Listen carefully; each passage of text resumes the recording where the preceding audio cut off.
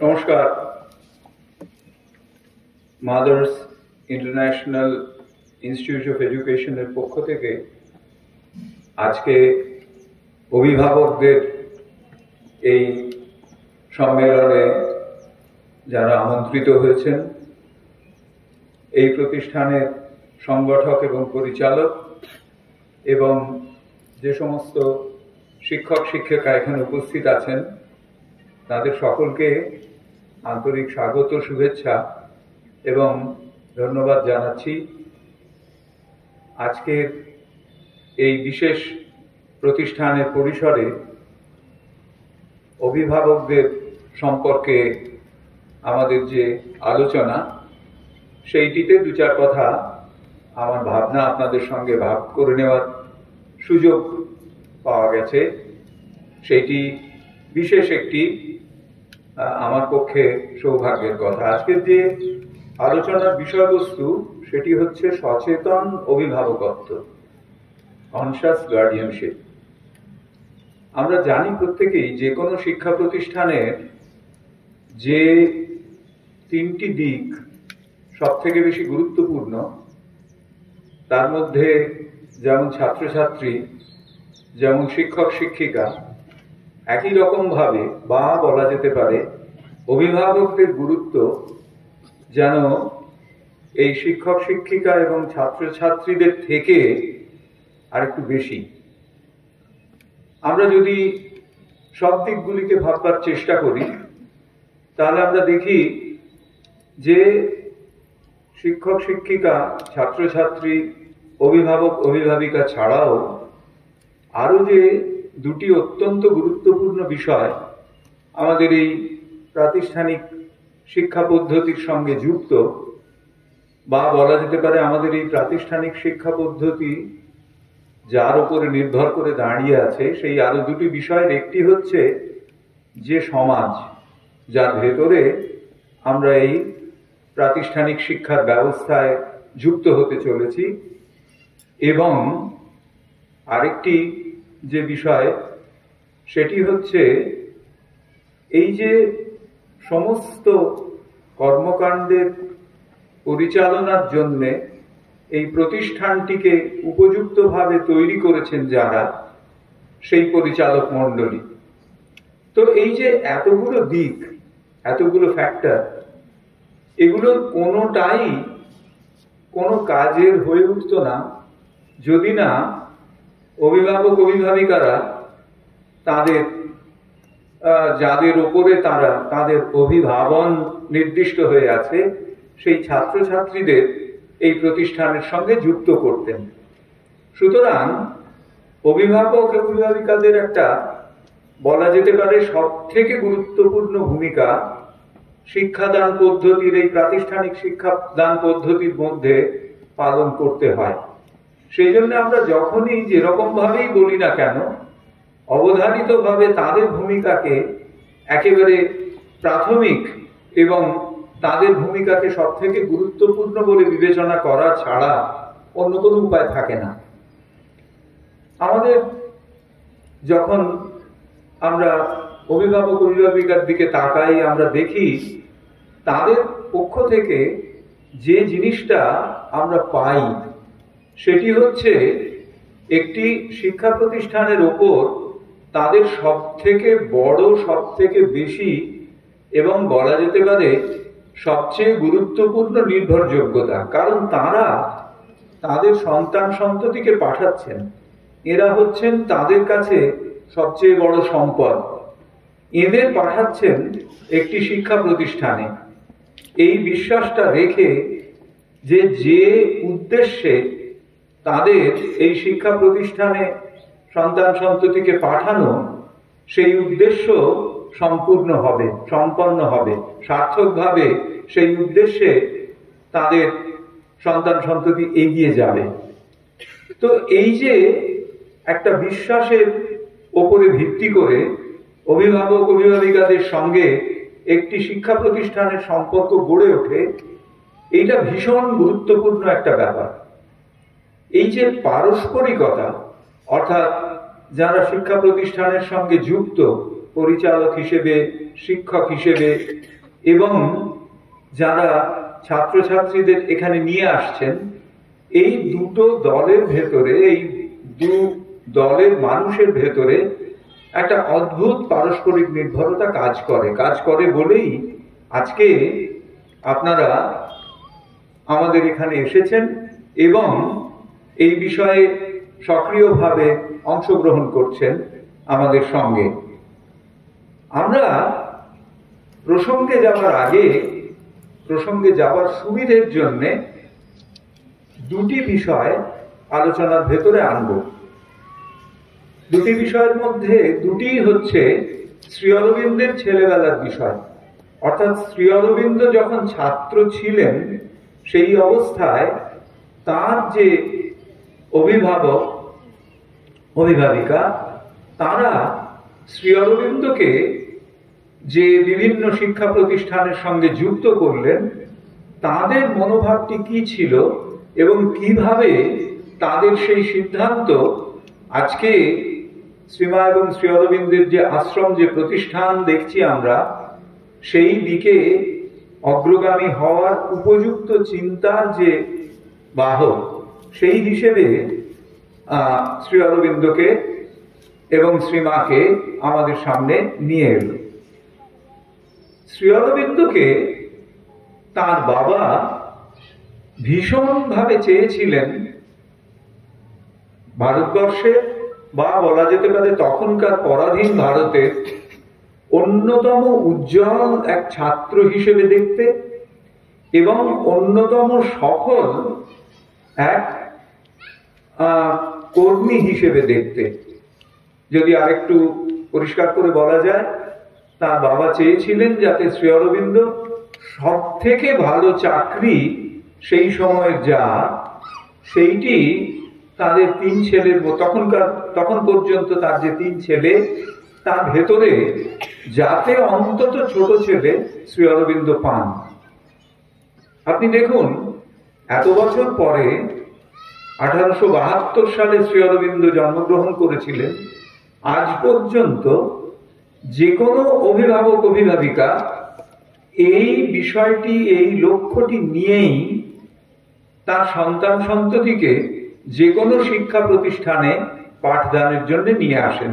একটি উদ্দেশ্য, যেন সে একটা অত্যন্ত বড় সড় চাকরি বাকরি করে, জীবনে সে খুব প্রতিষ্ঠিত হয়। তো আমরা দেখি যে ঠিক সেই উদ্দেশ্যে শ্রী অরবিন্দকে পাঠিয়ে দেওয়া হয়েছিল সেই সময়ে মাত্র 5 বছর বয়সে দার্জিলিং কনভেন্টে পড়াশুনো করবার জন্য। বিস্মিত হতে হয় এখনকার দিনে যে একটি 5 বছরের শিশুকে একা বোর্ডিং স্কুলে ভর্তি করে দেওয়া হয়েছে এবং তিনি একা সেই স্কুলে থাকছেন। অবশ্যই তার আর 2 দাদাও ছিলেন, কিন্তু তারাও সামান্য বড় তার থেকে। সুতরাং এইরকম 3টি অল্প বয়সী ছাত্র দূরে, বাড়ি থেকে বহু দূরে গিয়ে দার্জিলিং কনভেন্টে পড়াশুনো করছেন। এটা গেল একটা দিক। অর্থাৎ এখানে আমরা শ্রী অরবিন্দের যে অভিভাবক, তার কাছ থেকে যে পরিচয়টা পেলুম, সেখানে আজকের দিনের অভিভাবক অভিভাবিকাদের কাছ থেকে কোন অভিভাবক অভিভাবিকাদের থেকে তাদের কোন রকম পার্থক্য আমরা খুঁজে পাই না। এরপরে 2 বছর শ্রী অরবিন্দ দার্জিলিং কনভেন্টে পড়লেন। পড়বার পর তাকে নিয়ে চলে গেলেন তার বাবা মা আরো দূরে, নিয়ে চলে গেলেন তাদের 3 ভাইকে বিলেতে। একই উদ্দেশ্য, যাতে শ্রেষ্ঠতম ছাত্র এবং অত্যন্ত গুরুত্বপূর্ণ একটি চাকরি তাদের অন্তত একজনও পান। সেখানে গিয়ে সেখানেও শ্রী অরবিন্দ প্রায় একলাই, যদিও তার সঙ্গে তার 2 দাদা ছিলেন, যেমন দার্জিলিং এ ছিলেন, সেইখানে তারা ধীরে ধীরে বড় হতে লাগলেন। এইখানে আরেকটি ঘটনা ঘটল অভিভাবক অভিভাবিকাদের পক্ষে, যেটির গুরুত্ব আজকে অনুধাবন করলে বিস্মিত হতে হয়। যে পরিবারের তত্ত্বাবধানে তার ওই 3টি ছেলেকে শ্রী অরবিন্দের বাবা ওখানে রেখে দিয়ে এলেন সেই ড্রুয়েট পরিবার, তারা অত্যন্ত যত্ন সহকারে এই তিনটি অল্প বয়সী ছেলের রক্ষণাবেক্ষণ করতে লাগলেন। তখন তারাই হচ্ছেন এদের অভিভাবক। এদের মধ্যে তারা দেখলেন যে দুজনকে বছরখানেক পরে স্কুলে ভর্তি করে দেওয়া যায়। ম্যানচেস্টার গ্রামার স্কুলে শ্রী অরবিন্দের দুই দাদা ভর্তি হলেন। অভিভাবক হিসেবে তারা দেখলেন যে শ্রী অরবিন্দকে তক্ষুনি ভর্তি করা যাচ্ছে না। কেন যাচ্ছে না?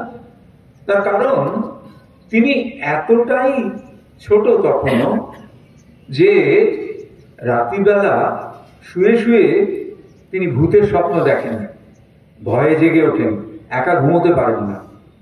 সুতরাং তাকে বাড়িতেই যতদূর সম্ভব পড়াশুনো শিখিয়ে কোন বিদ্যালয়ের উপযুক্ত করে তোলার কাজটি এই ড্রুয়েট পরিবারের সদস্যরা নিলেন এবং তারা প্রাইভেট টিউটর রেখে সমস্ত বিষয় শ্রী অরবিন্দকে পাঠদান করতে লাগলেন। দেখুন, এখানে অভিভাবক হিসেবে তাদের যে দায়িত্ব, কত যত্ন সহকারে তারা সেটি পালন করলেন। অথচ এরা কিন্তু শ্রী অরবিন্দের পরিবারভুক্ত ছিলেন না। তো এই ঘটনাটা আমরা যখন দেখি তখন আমাদের মনে হয় যে অভিভাবকদের দায়িত্ব শিক্ষক শিক্ষিকাদের থেকে অনেক বেশি।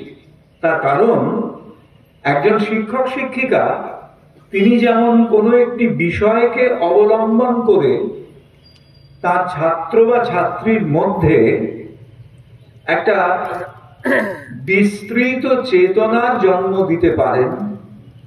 আমি এই কথাটি বললাম শ্রী অরবিন্দের শিক্ষণ সংক্রান্ত ভাবনা থেকে। শ্রী অরবিন্দ বলছেন যে একজন শিক্ষক বা শিক্ষিকার দায়িত্ব প্রাথমিকভাবে যে বিষয়টি তিনি পড়াচ্ছেন সেই বিষয়টি সম্পর্কে যাকে তিনি পড়াচ্ছেন সেই ছাত্র বা ছাত্রীকে উপযুক্তভাবে অবহিত করে তোলা। কিন্তু তারপরেও আরো দুটি স্তর এই শিক্ষককে উত্তীর্ণ হতে হয়। প্রথম স্তরটি হচ্ছে ওই বিষয়টিকে অবলম্বন করে সেই ছাত্র বা ছাত্রীর মনে সেই বিষয়টি সম্পর্কে তাকে আগ্রহী করে তোলা। কিভাবে করবেন সেটা প্রতি মুহূর্তে প্রতি ক্ষেত্রে তাকে নতুন করে আবিষ্কার করতে হবে। আর এর পরের স্তরটি হচ্ছে সেই বিষয়টিকে ধরে সেই ছাত্র বা ছাত্রীর চেতনাকে একটা বিস্তৃততর চেতনার দিকে ছড়িয়ে দেওয়া।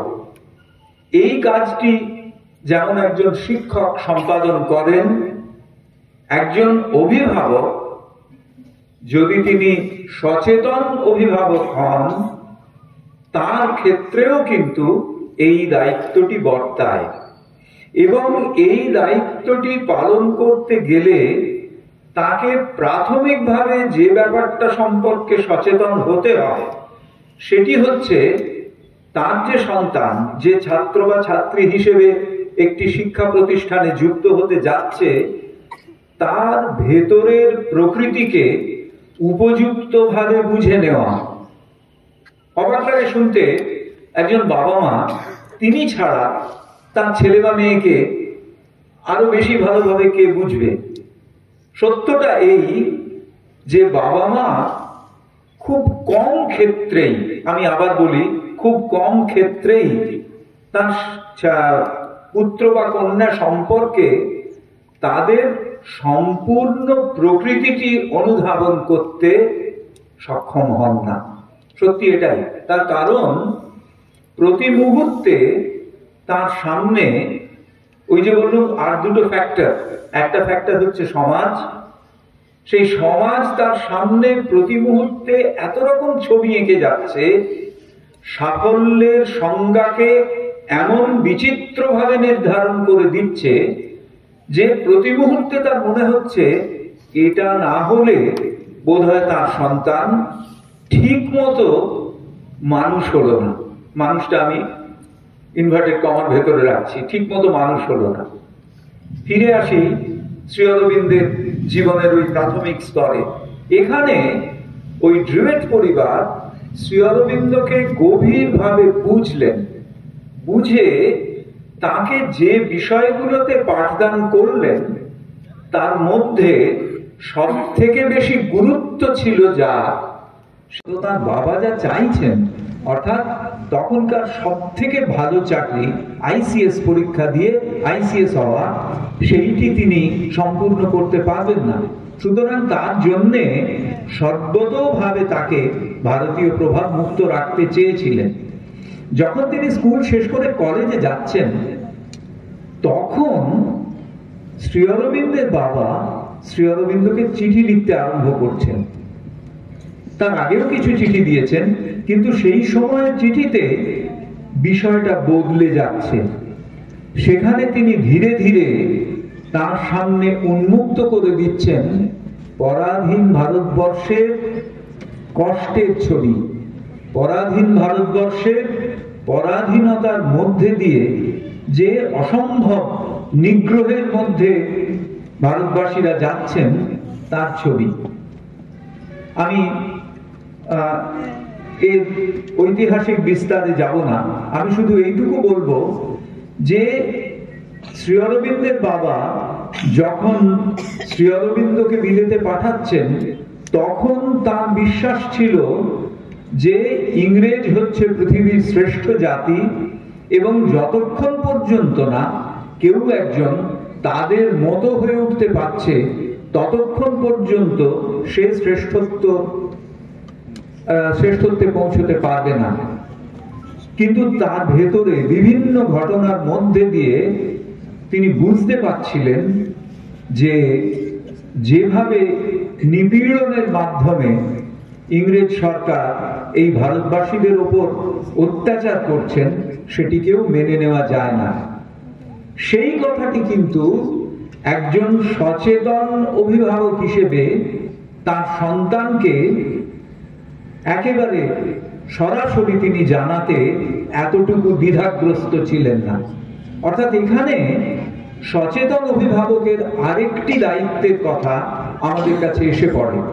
সেটি হচ্ছে তার ভেতরে যখনই কোনো একটি বিশেষ ধ্যান ধারণা বিশ্বাসের ভিত্তি থেকে ভিন্নতর ধ্যান ধারণা এবং বিশ্বাসের ভিত্তিতে উত্তরণ ঘটবে তখনই তিনি সেটা একজন সচেতন অভিভাবক হিসেবে সঞ্চারিত করবেন তার পরবর্তী প্রজন্মের কাছে, যাতে কোনো সময়ে কোনো একটি গৃহীত সিদ্ধান্তকে পরিবর্তন করতে, যুক্তিসঙ্গতভাবে পরিবর্তন যোগ্য মনে করে পরিবর্তন করতে সেই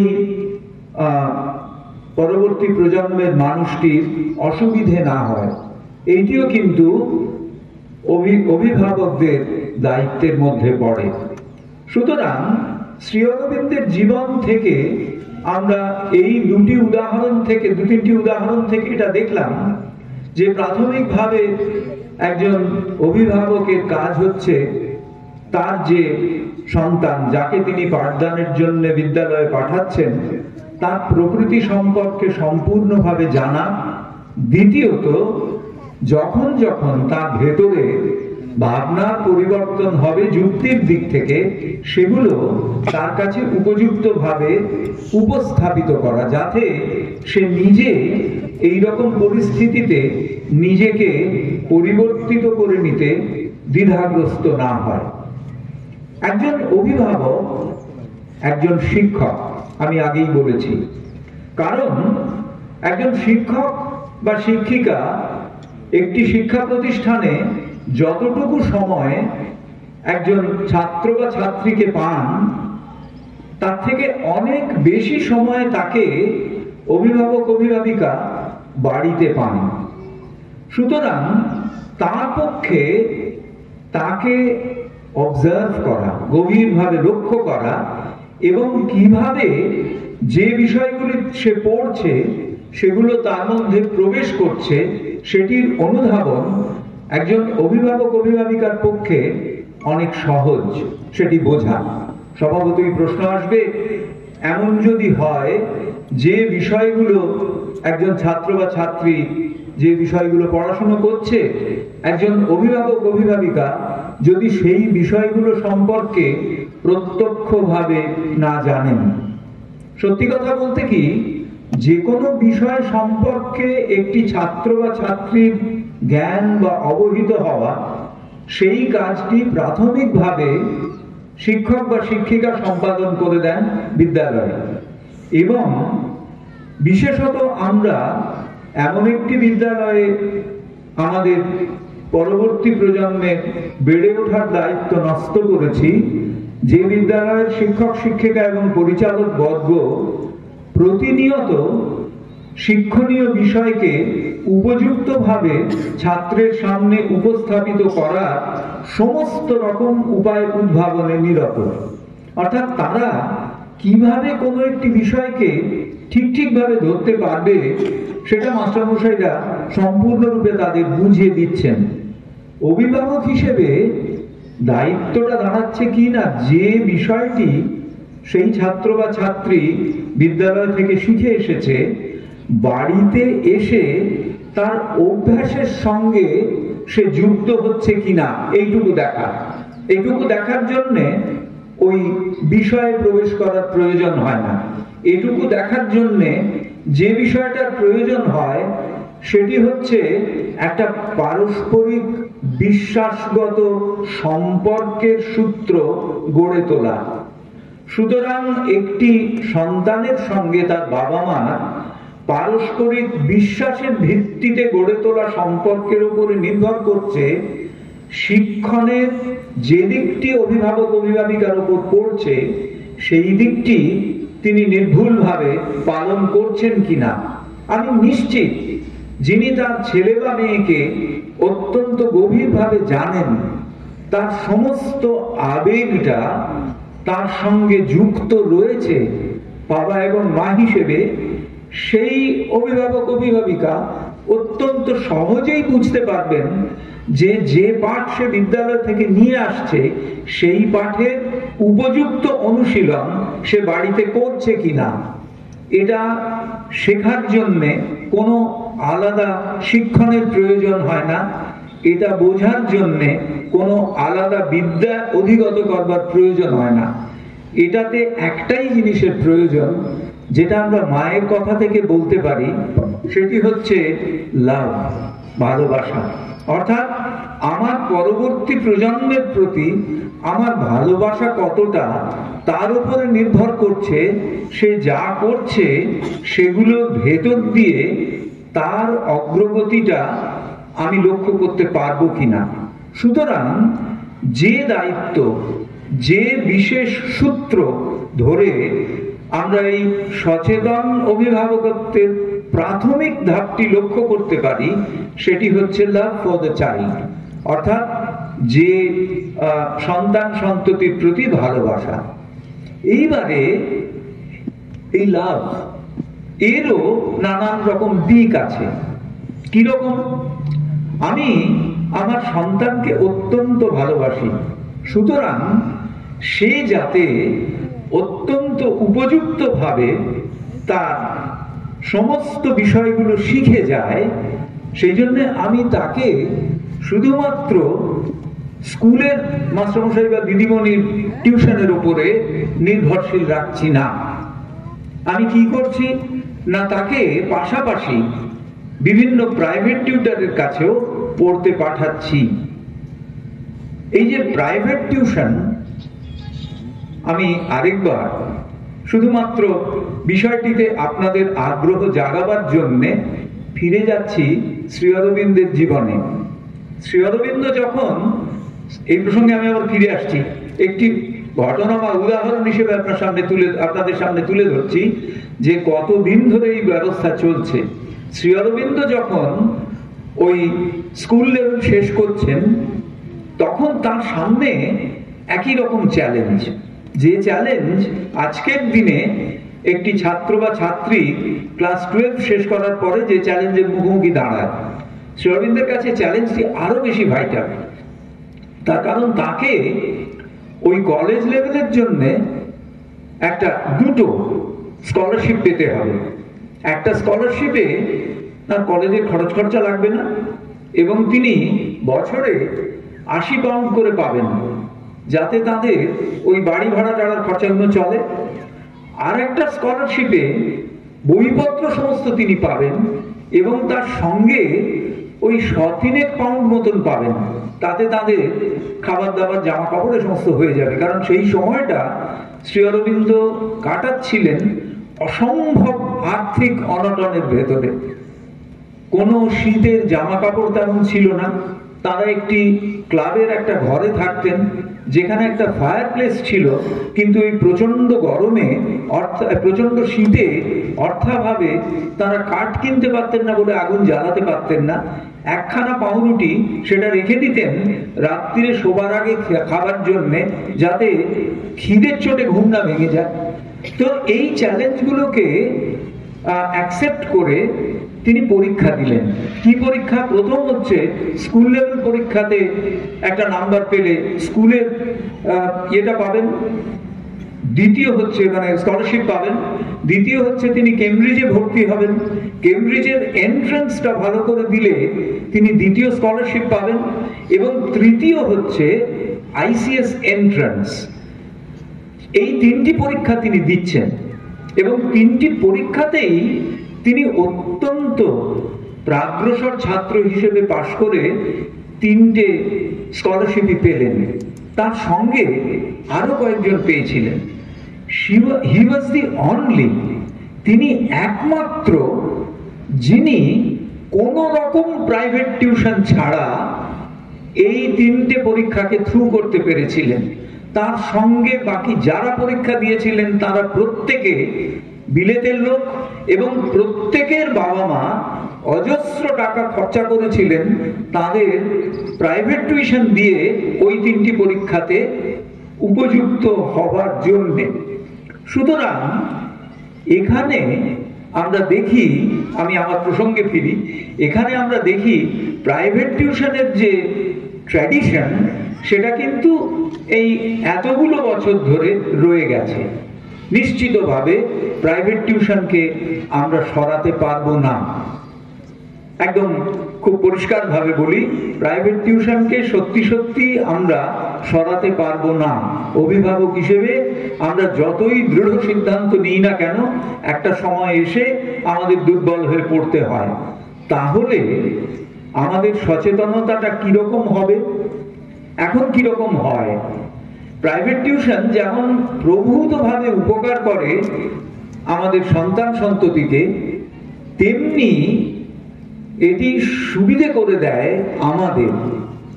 আমরা প্রত্যেকে ভাবি অভিভাবক হিসেবে, এতগুলো টাকা খরচা করছি আমার ছেলে বা মেয়ের জন্য, তারপরে আবার তার পড়াশোনার দিকে আমাকে নজর রাখতে হবে, তাহলে আর আমি আকাশ বাতাস এইসব জায়গায় টিউশনিতে দিচ্ছি কেন? এবারেও অটোমেটিক্যালি থ্রু হয়ে যাবে। এই জায়গাটা সচেতনতার একটা বড় অভাব আমার কাছে মনে হয়। তার কারণ নিঃসন্দেহে আপনার ছেলে বা মেয়ে স্কুলের পরে একটা অত্যন্ত প্রতিষ্ঠিত কোনো প্রাইভেট টিউশনে ইনস্টিটিউটে গিয়ে প্রাইভেট টিউশন নিচ্ছে, কিন্তু আপনার পক্ষে সব থেকে বড় সচেতনতা হবে এটা যে আপনি নজর রাখুন যে টিউশন সে নিয়ে আসছে সেখানে যে পড়ানোর পদ্ধতি, সেখানে যে পড়ানোর অভিমুখ, সেখানে যে পড়ানোর বিষয়গুলোর বিন্যাস, তার সঙ্গে যে বিদ্যালয় সে পড়ছে, সেই বিদ্যালয়ে সে যে পরীক্ষাগুলো দিচ্ছে, যে বিষয়গুলো পড়ছে, সেই বিষয়গুলোর বিন্যাস, অভিমুখ এবং তারা যেভাবে যেভাবে শেখানো হচ্ছে সেই বিষয়গুলোর দিকে নজর দিন। আবার বলি, স্পেশালিস্ট হতে হবে না, জেনারেলিস্ট হলেই চলবে। অর্থাৎ সে কিভাবে ওই উভয় প্রতিষ্ঠান থেকে বিষয়গুলোর সঙ্গে যুক্ত হচ্ছে সেটি নজর রাখুন। কিচ্ছু করতে হবে না, তাকে বলতে হবে না তুই এভাবে পড় ওভাবে পড়। যখন একটি ছাত্র বা ছাত্রী দেখবে যে তার অভিভাবক বা অভিভাবিকা প্রতি মুহূর্তে প্রত্যেকটি ক্ষেত্রে তার ভেতরের স্পন্দনগুলোর সঙ্গে নিজের ভেতরের স্পন্দনকে মিলিয়ে দিতে পারছে, তখন আর কোনো প্রয়োজন হবে না তাকে উপযুক্তভাবে গাইড করবার। সুতরাং একটি কথা শ্রী অরবিন্দ যেটি বলছেন, শ্রী অরবিন্দ বলছেন যে শিক্ষা আমাদের কাছে হয়ে গেছে একেবারেই একটা mental way of getting oneself trend, অর্থাৎ মানসিকভাবে একজনকে প্রস্তুত করে দেওয়া, একজনকে উপযুক্তভাবে কোনো একটি বিষয়ের সঙ্গে যুক্ত করার একটা উপায় মাত্র। এটা কি করে? শ্রী অরবিন্দ বলছেন এটি মানুষকে আন্ডারস্ট্যান্ডিং এ হেল্প করে, অর্থাৎ কোনো একটি বিষয়কে অধিগত করার ব্যাপারে সহায়তা করে। Mental training helps oneself understand something, অর্থাৎ তাকে কোনো একটা বিষয় বোঝবার ব্যাপারে সহায়তা করে। শ্রী অরবিন্দ বলছেন যখনই কোনো একটি বিষয় আমি বুঝে নিলাম, তখনই সেই বিষয়টি নিয়ে আমার পরবর্তী আগ্রহের দরজাটা বন্ধ হয়ে গেল।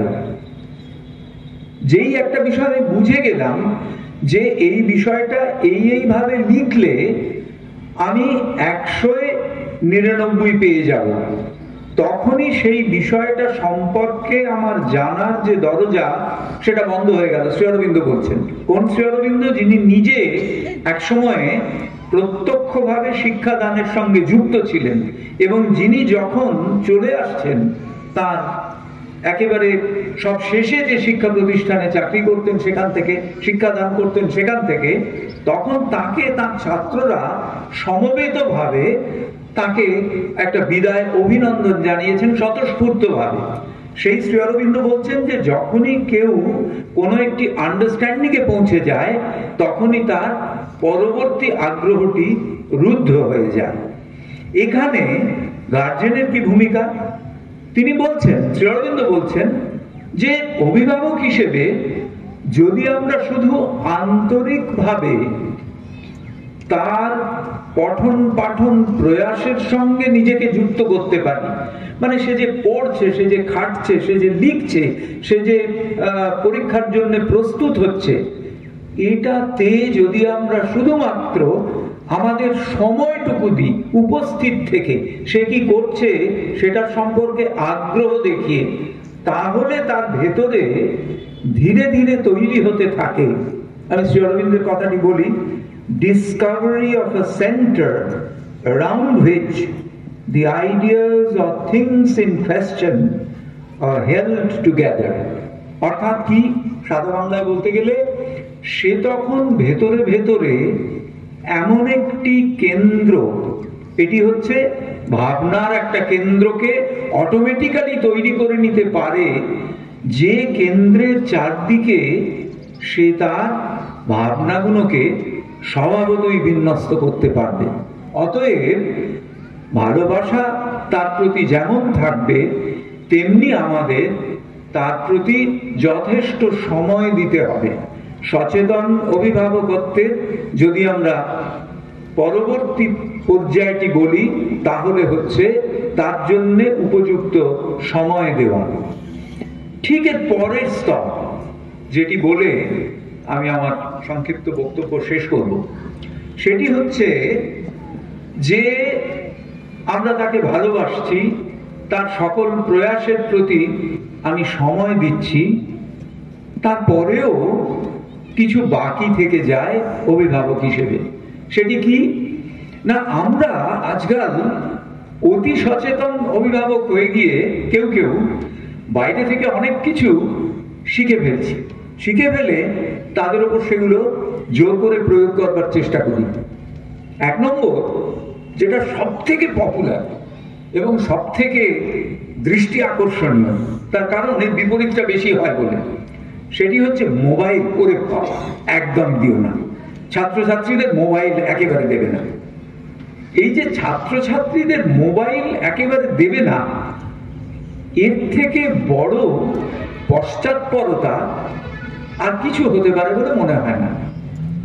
কারণ মোবাইল বা বলা যেতে পারে এই যে আমাদের নতুন প্রযুক্তির সঙ্গে যুক্ত হবার যে রাস্তাটা আস্তে আস্তে খুলছে, সেটা মূলত আমরা যদি খুব সাদা কথায় বলি মোবাইল নির্ভর, অর্থাৎ সেটি এইরকম ডিজিটাল প্ল্যাটফর্মের ভেতর দিয়েই কিন্তু সেই পথে আমাদের এগোতে হবে। অতএব প্রত্যেকটি মানুষকে যখন সে তার জীবন শুরু করছে তখন থেকে তাকে উপযুক্তভাবে এই প্ল্যাটফর্মের সঙ্গে একটা বোঝাপড়ায় আসার শিক্ষা অবশ্যম্ভাবীভাবে দিতে হবে। তা না হলে একটা সময় আসবে যখন সে একেবারেই পশ্চাৎপর হয়ে পড়বে। এই কথাটি বলার সঙ্গে সঙ্গে হই হই করে উঠবেন অনেকে, তাহলে যে ভীষণভাবে বাচ্চারা মোবাইলের প্রতি আকৃষ্ট হয়ে পড়ছে সেটা কমানো যাবে কিভাবে? এখানে ওই আমি যে প্রথম দিকে যে কথাগুলো বলছিলাম সেটা 1 নম্বরে আসবে। অর্থাৎ আমি নিরন্তরভাবে নজর রাখবো আমার সন্তানের প্রতি, সে মোবাইলটা কিভাবে ব্যবহার করছে। প্রথম কাজটা কিন্তু এতেই হয়ে যায়। যে মুহূর্তে সে দেখবে যে তার বাবা মা তার ওই মোবাইল ব্যবহারের প্রতি নজর রাখছে, সঙ্গে সঙ্গে প্রত্যেকটা জায়গা যেখানে সে একটা দ্বন্দ্বের সম্মুখীন হবে। মনে রাখবেন, এই যে মোবাইল অ্যাডিকশন, এটা তৈরি হয় কিন্তু একটি শিশু বা একটি অপরিণত মনের একজন মানুষ, সে যখন মোবাইল অপারেট করতে গিয়ে একটা অসুবিধে পড়ে এবং সে যখন এটা মনের মধ্যে ভাবে এই অসুবিধেটাকে আমি আমার বাবা মাকে বললে বকুনি খাবো এবং কেড়ে নেবে মোবাইলটা, সেই জন্য সে এমন মানুষের উপর নির্ভরশীল হয় যাদের তার প্রতি অভিভাবকদের মতন দায়িত্বশীল হবার কথা নয়। সুতরাং সে যদি দেখে যে তার প্রত্যেকটি সংকটের ক্ষেত্রে অন্যান্য সমস্ত ক্ষেত্রের মতো বাবা মাই তাকে এই মোবাইলের ব্যবহারের ক্ষেত্রে সুযোগ দিচ্ছে, তখন আমি একেবারে লিখে দিতে পারি যে সে কোনোভাবেই, আমি যাকে বলছি মোবাইল অ্যাডিকশন, তার সঙ্গে যুক্ত হবে না। কারণ মোবাইলে এমন অজস্র প্রোগ্রাম আছে যে প্রোগ্রামগুলো তাকে মোবাইল অ্যাডিকশন থেকে সরিয়ে আনে। মোবাইলে এমন অনেক প্রোগ্রাম আছে, আমি রিপিট করছি, মোবাইলে এমন অনেক প্রোগ্রাম আছে যে প্রোগ্রামগুলো একটি শিশুকে ক্রমশ পঠন পাঠনের দিকে আগ্রহী করে তোলে, বই পড়ার দিকে আগ্রহী করে তোলে। এরকম সফটওয়্যার অজস্র, কিন্তু আমরা সেগুলো খোঁজ রাখি না। কেন খোঁজ রাখি না? তার কারণ আমরা ওগুলোর প্রতি আকৃষ্ট নই, সেই জন্য আমরা খোঁজ রাখি না। সুতরাং আমাদের ভেতরে একটা নতুন আগ্রহ জাগিয়ে তুলতে হবে, যে আগ্রহটি আমরা চাইছি আমার পরবর্তী প্রজন্ম তার ভেতরে জাগুক। আমরা চাইবো আমার ছেলে বা মেয়ে মহাভারতের গল্প পড়বে, অবশ্যই ইংরেজিতে, মহাভারতের গল্প পড়বে আর আমি প্রতি মুহূর্তে রিল দেখে যাব। এটা কোনোদিন হতে পারে না যতদিন পর্যন্ত আমরা পারিবারিকতায় বিশ্বাস করব, ততদিন পর্যন্ত। এবং এটা কোনো বিদ্যালয়, কোনো শিক্ষা প্রতিষ্ঠান, কোনো কলেজ কেউ এটিকে নিশ্চিত করতে পারবে না। অতএব এক্ষেত্রে যে কথাটি বলবার সেটি হচ্ছে, প্রতি মুহূর্তে প্রতিটি ক্ষেত্রে একজন সন্তান বা পরবর্তী প্রজন্মের একজন মানুষের প্রতি আমার যত নজর থাকবে এবং সেই নজর বা সেই অভিনিবেশের ভেতরে আমার ভালোবাসা যতটুকু মিশে থাকবে, সেটা কিন্তু সে গ্রহণ করবে এবং তার সেই গ্রহণের সঙ্গে সঙ্গে তার সঙ্গে এমন একটা সম্পর্ক তৈরি হবে যেটা নির্মাণ করানোটাই সচেতন অভিভাবকত্বের একমাত্র লক্ষ্য। সব শেষে আমি আরেকটি উদাহরণ দিয়ে আমার বক্তব্য শেষ করবো, আর দীর্ঘায়িত করবো না, অনেকক্ষণ আপনাদের বকবক করছি। আমরা সকলেই জানি যে শ্রী অরবিন্দ আশ্রম পন্ডিচেরিতে একটি বিদ্যালয় পরিচালিত হয়। এই বিদ্যালয়টি সূচনা ঘটেছিল 1943 সালে, মাইন্ড ইউ 1943 সালে। আজ পর্যন্ত সেই বিদ্যালয়টি চলছে। সেখানে শিক্ষাদানের যে পদ্ধতি, সেটির কথা আমি শুধু মাথায় রাখবো।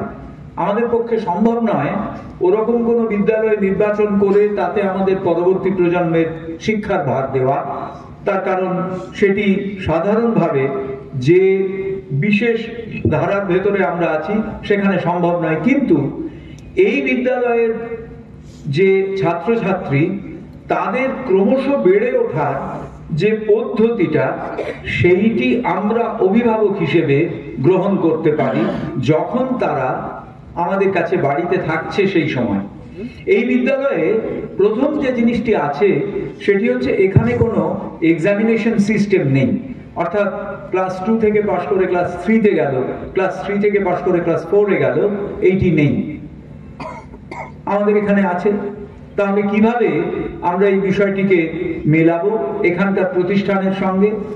ওই যে পরীক্ষা ব্যবস্থা নেই, তার মানে ভেতরের মেসেজটি কি, ভেতরের মূল কথাটি কি? সেটি হচ্ছে একটি পরীক্ষাই কোনো একটি শিশুর, কোনো একটি ছাত্র বা ছাত্রীর পারঙ্গমতার অন্তিম নিয়ামক নয়। অর্থাৎ সে কতটা পারলো, সে কতটা শিখেছে, তার অন্তিম নিয়ামক কিন্তু ওই পরীক্ষায় প্রাপ্ত সংখ্যা দিয়ে হতে পারে না।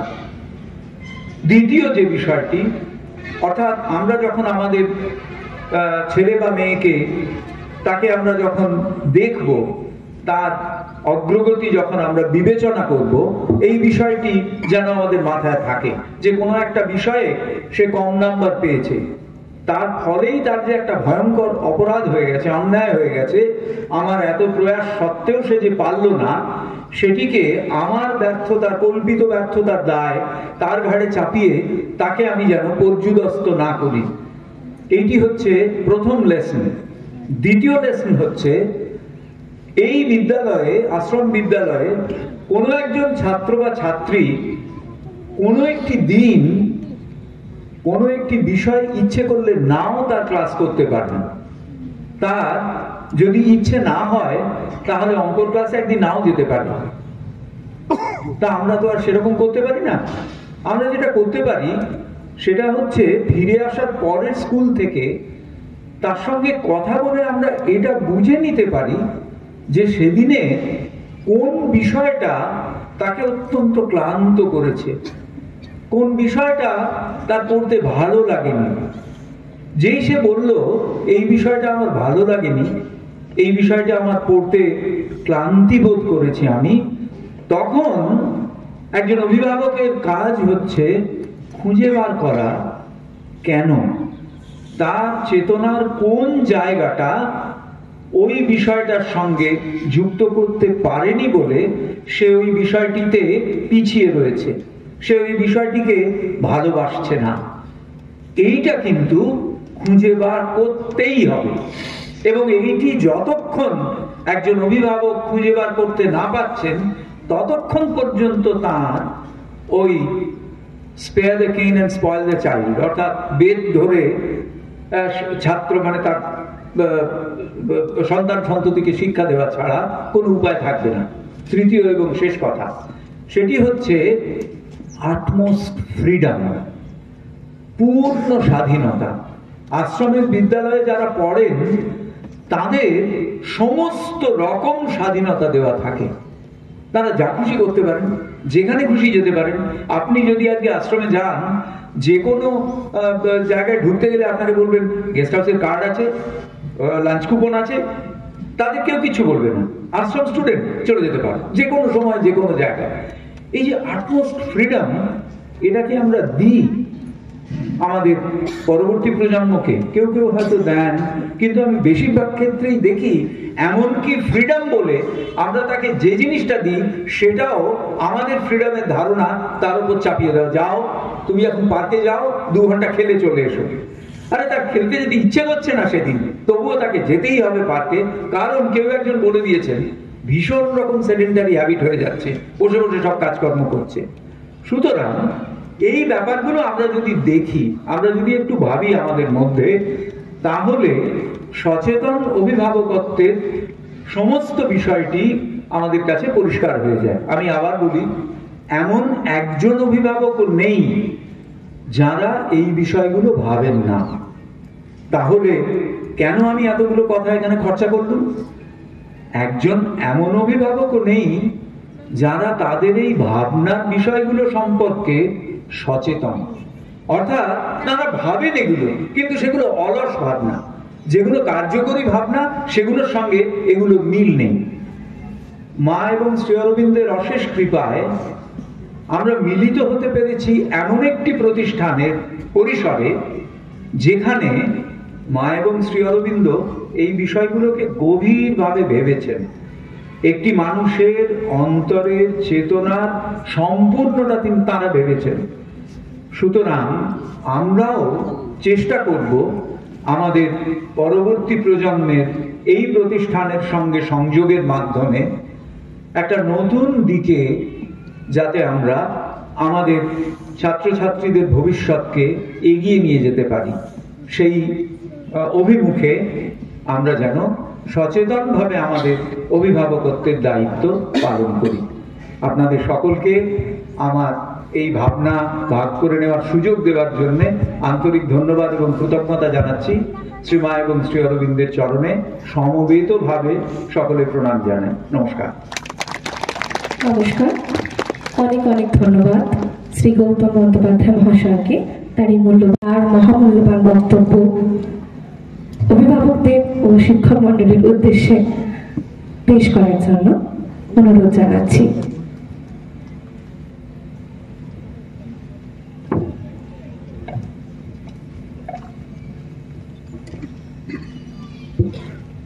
নমস্কার। উপস্থিত সকল অভিভাবক অভিভাবিকা বৃন্দ, দি মাদার্স ইন্টারন্যাশনাল ইনস্টিটিউট অফ এডুকেশনের মাননীয় অধ্যক্ষা, সকল সম্মানীয় শিক্ষক শিক্ষিকা কর্মচারী বৃন্দ এবং যারা ম্যানেজমেন্টের স্টাফ রয়েছেন এবং মঞ্চে উপবিষ্ট বিশিষ্ট বক্তা শ্রী অরবিন্দ ভাষ্যকার, আমার পরম শ্রদ্ধেয় শ্রী গৌতম বন্দ্যোপাধ্যায়, সকলকে আমি আমার আন্তরিক শ্রদ্ধা জ্ঞাপন করছি। গৌতমদা আমার অনেক সুবিধা করে দিলেন, আমি যেটা বলবো তার একটা ভিত্তি হয়তো তৈরি হলো। এটা ঘটনা যে মা শ্রী অরবিন্দের অশেষ করুণায় আমরা এইরকম একটা জায়গায় এইরকম একটা বিষয় নিয়ে পারস্পরিক মত বিনিময় বা কিছু বলার জন্য বলার একটা সুযোগ পেয়েছি। আপনারা যদি বিষয়টার দিকে তাকিয়ে দেখেন, বিষয়টায় দেওয়া হয়েছে সচেতন অভিভাবকত্ব।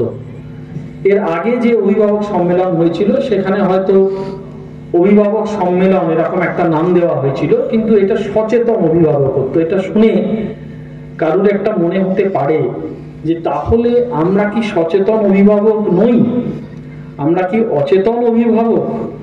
আমি সরাসরি কোনো হ্যাঁ বা না এর মধ্যে দিয়ে যাব না।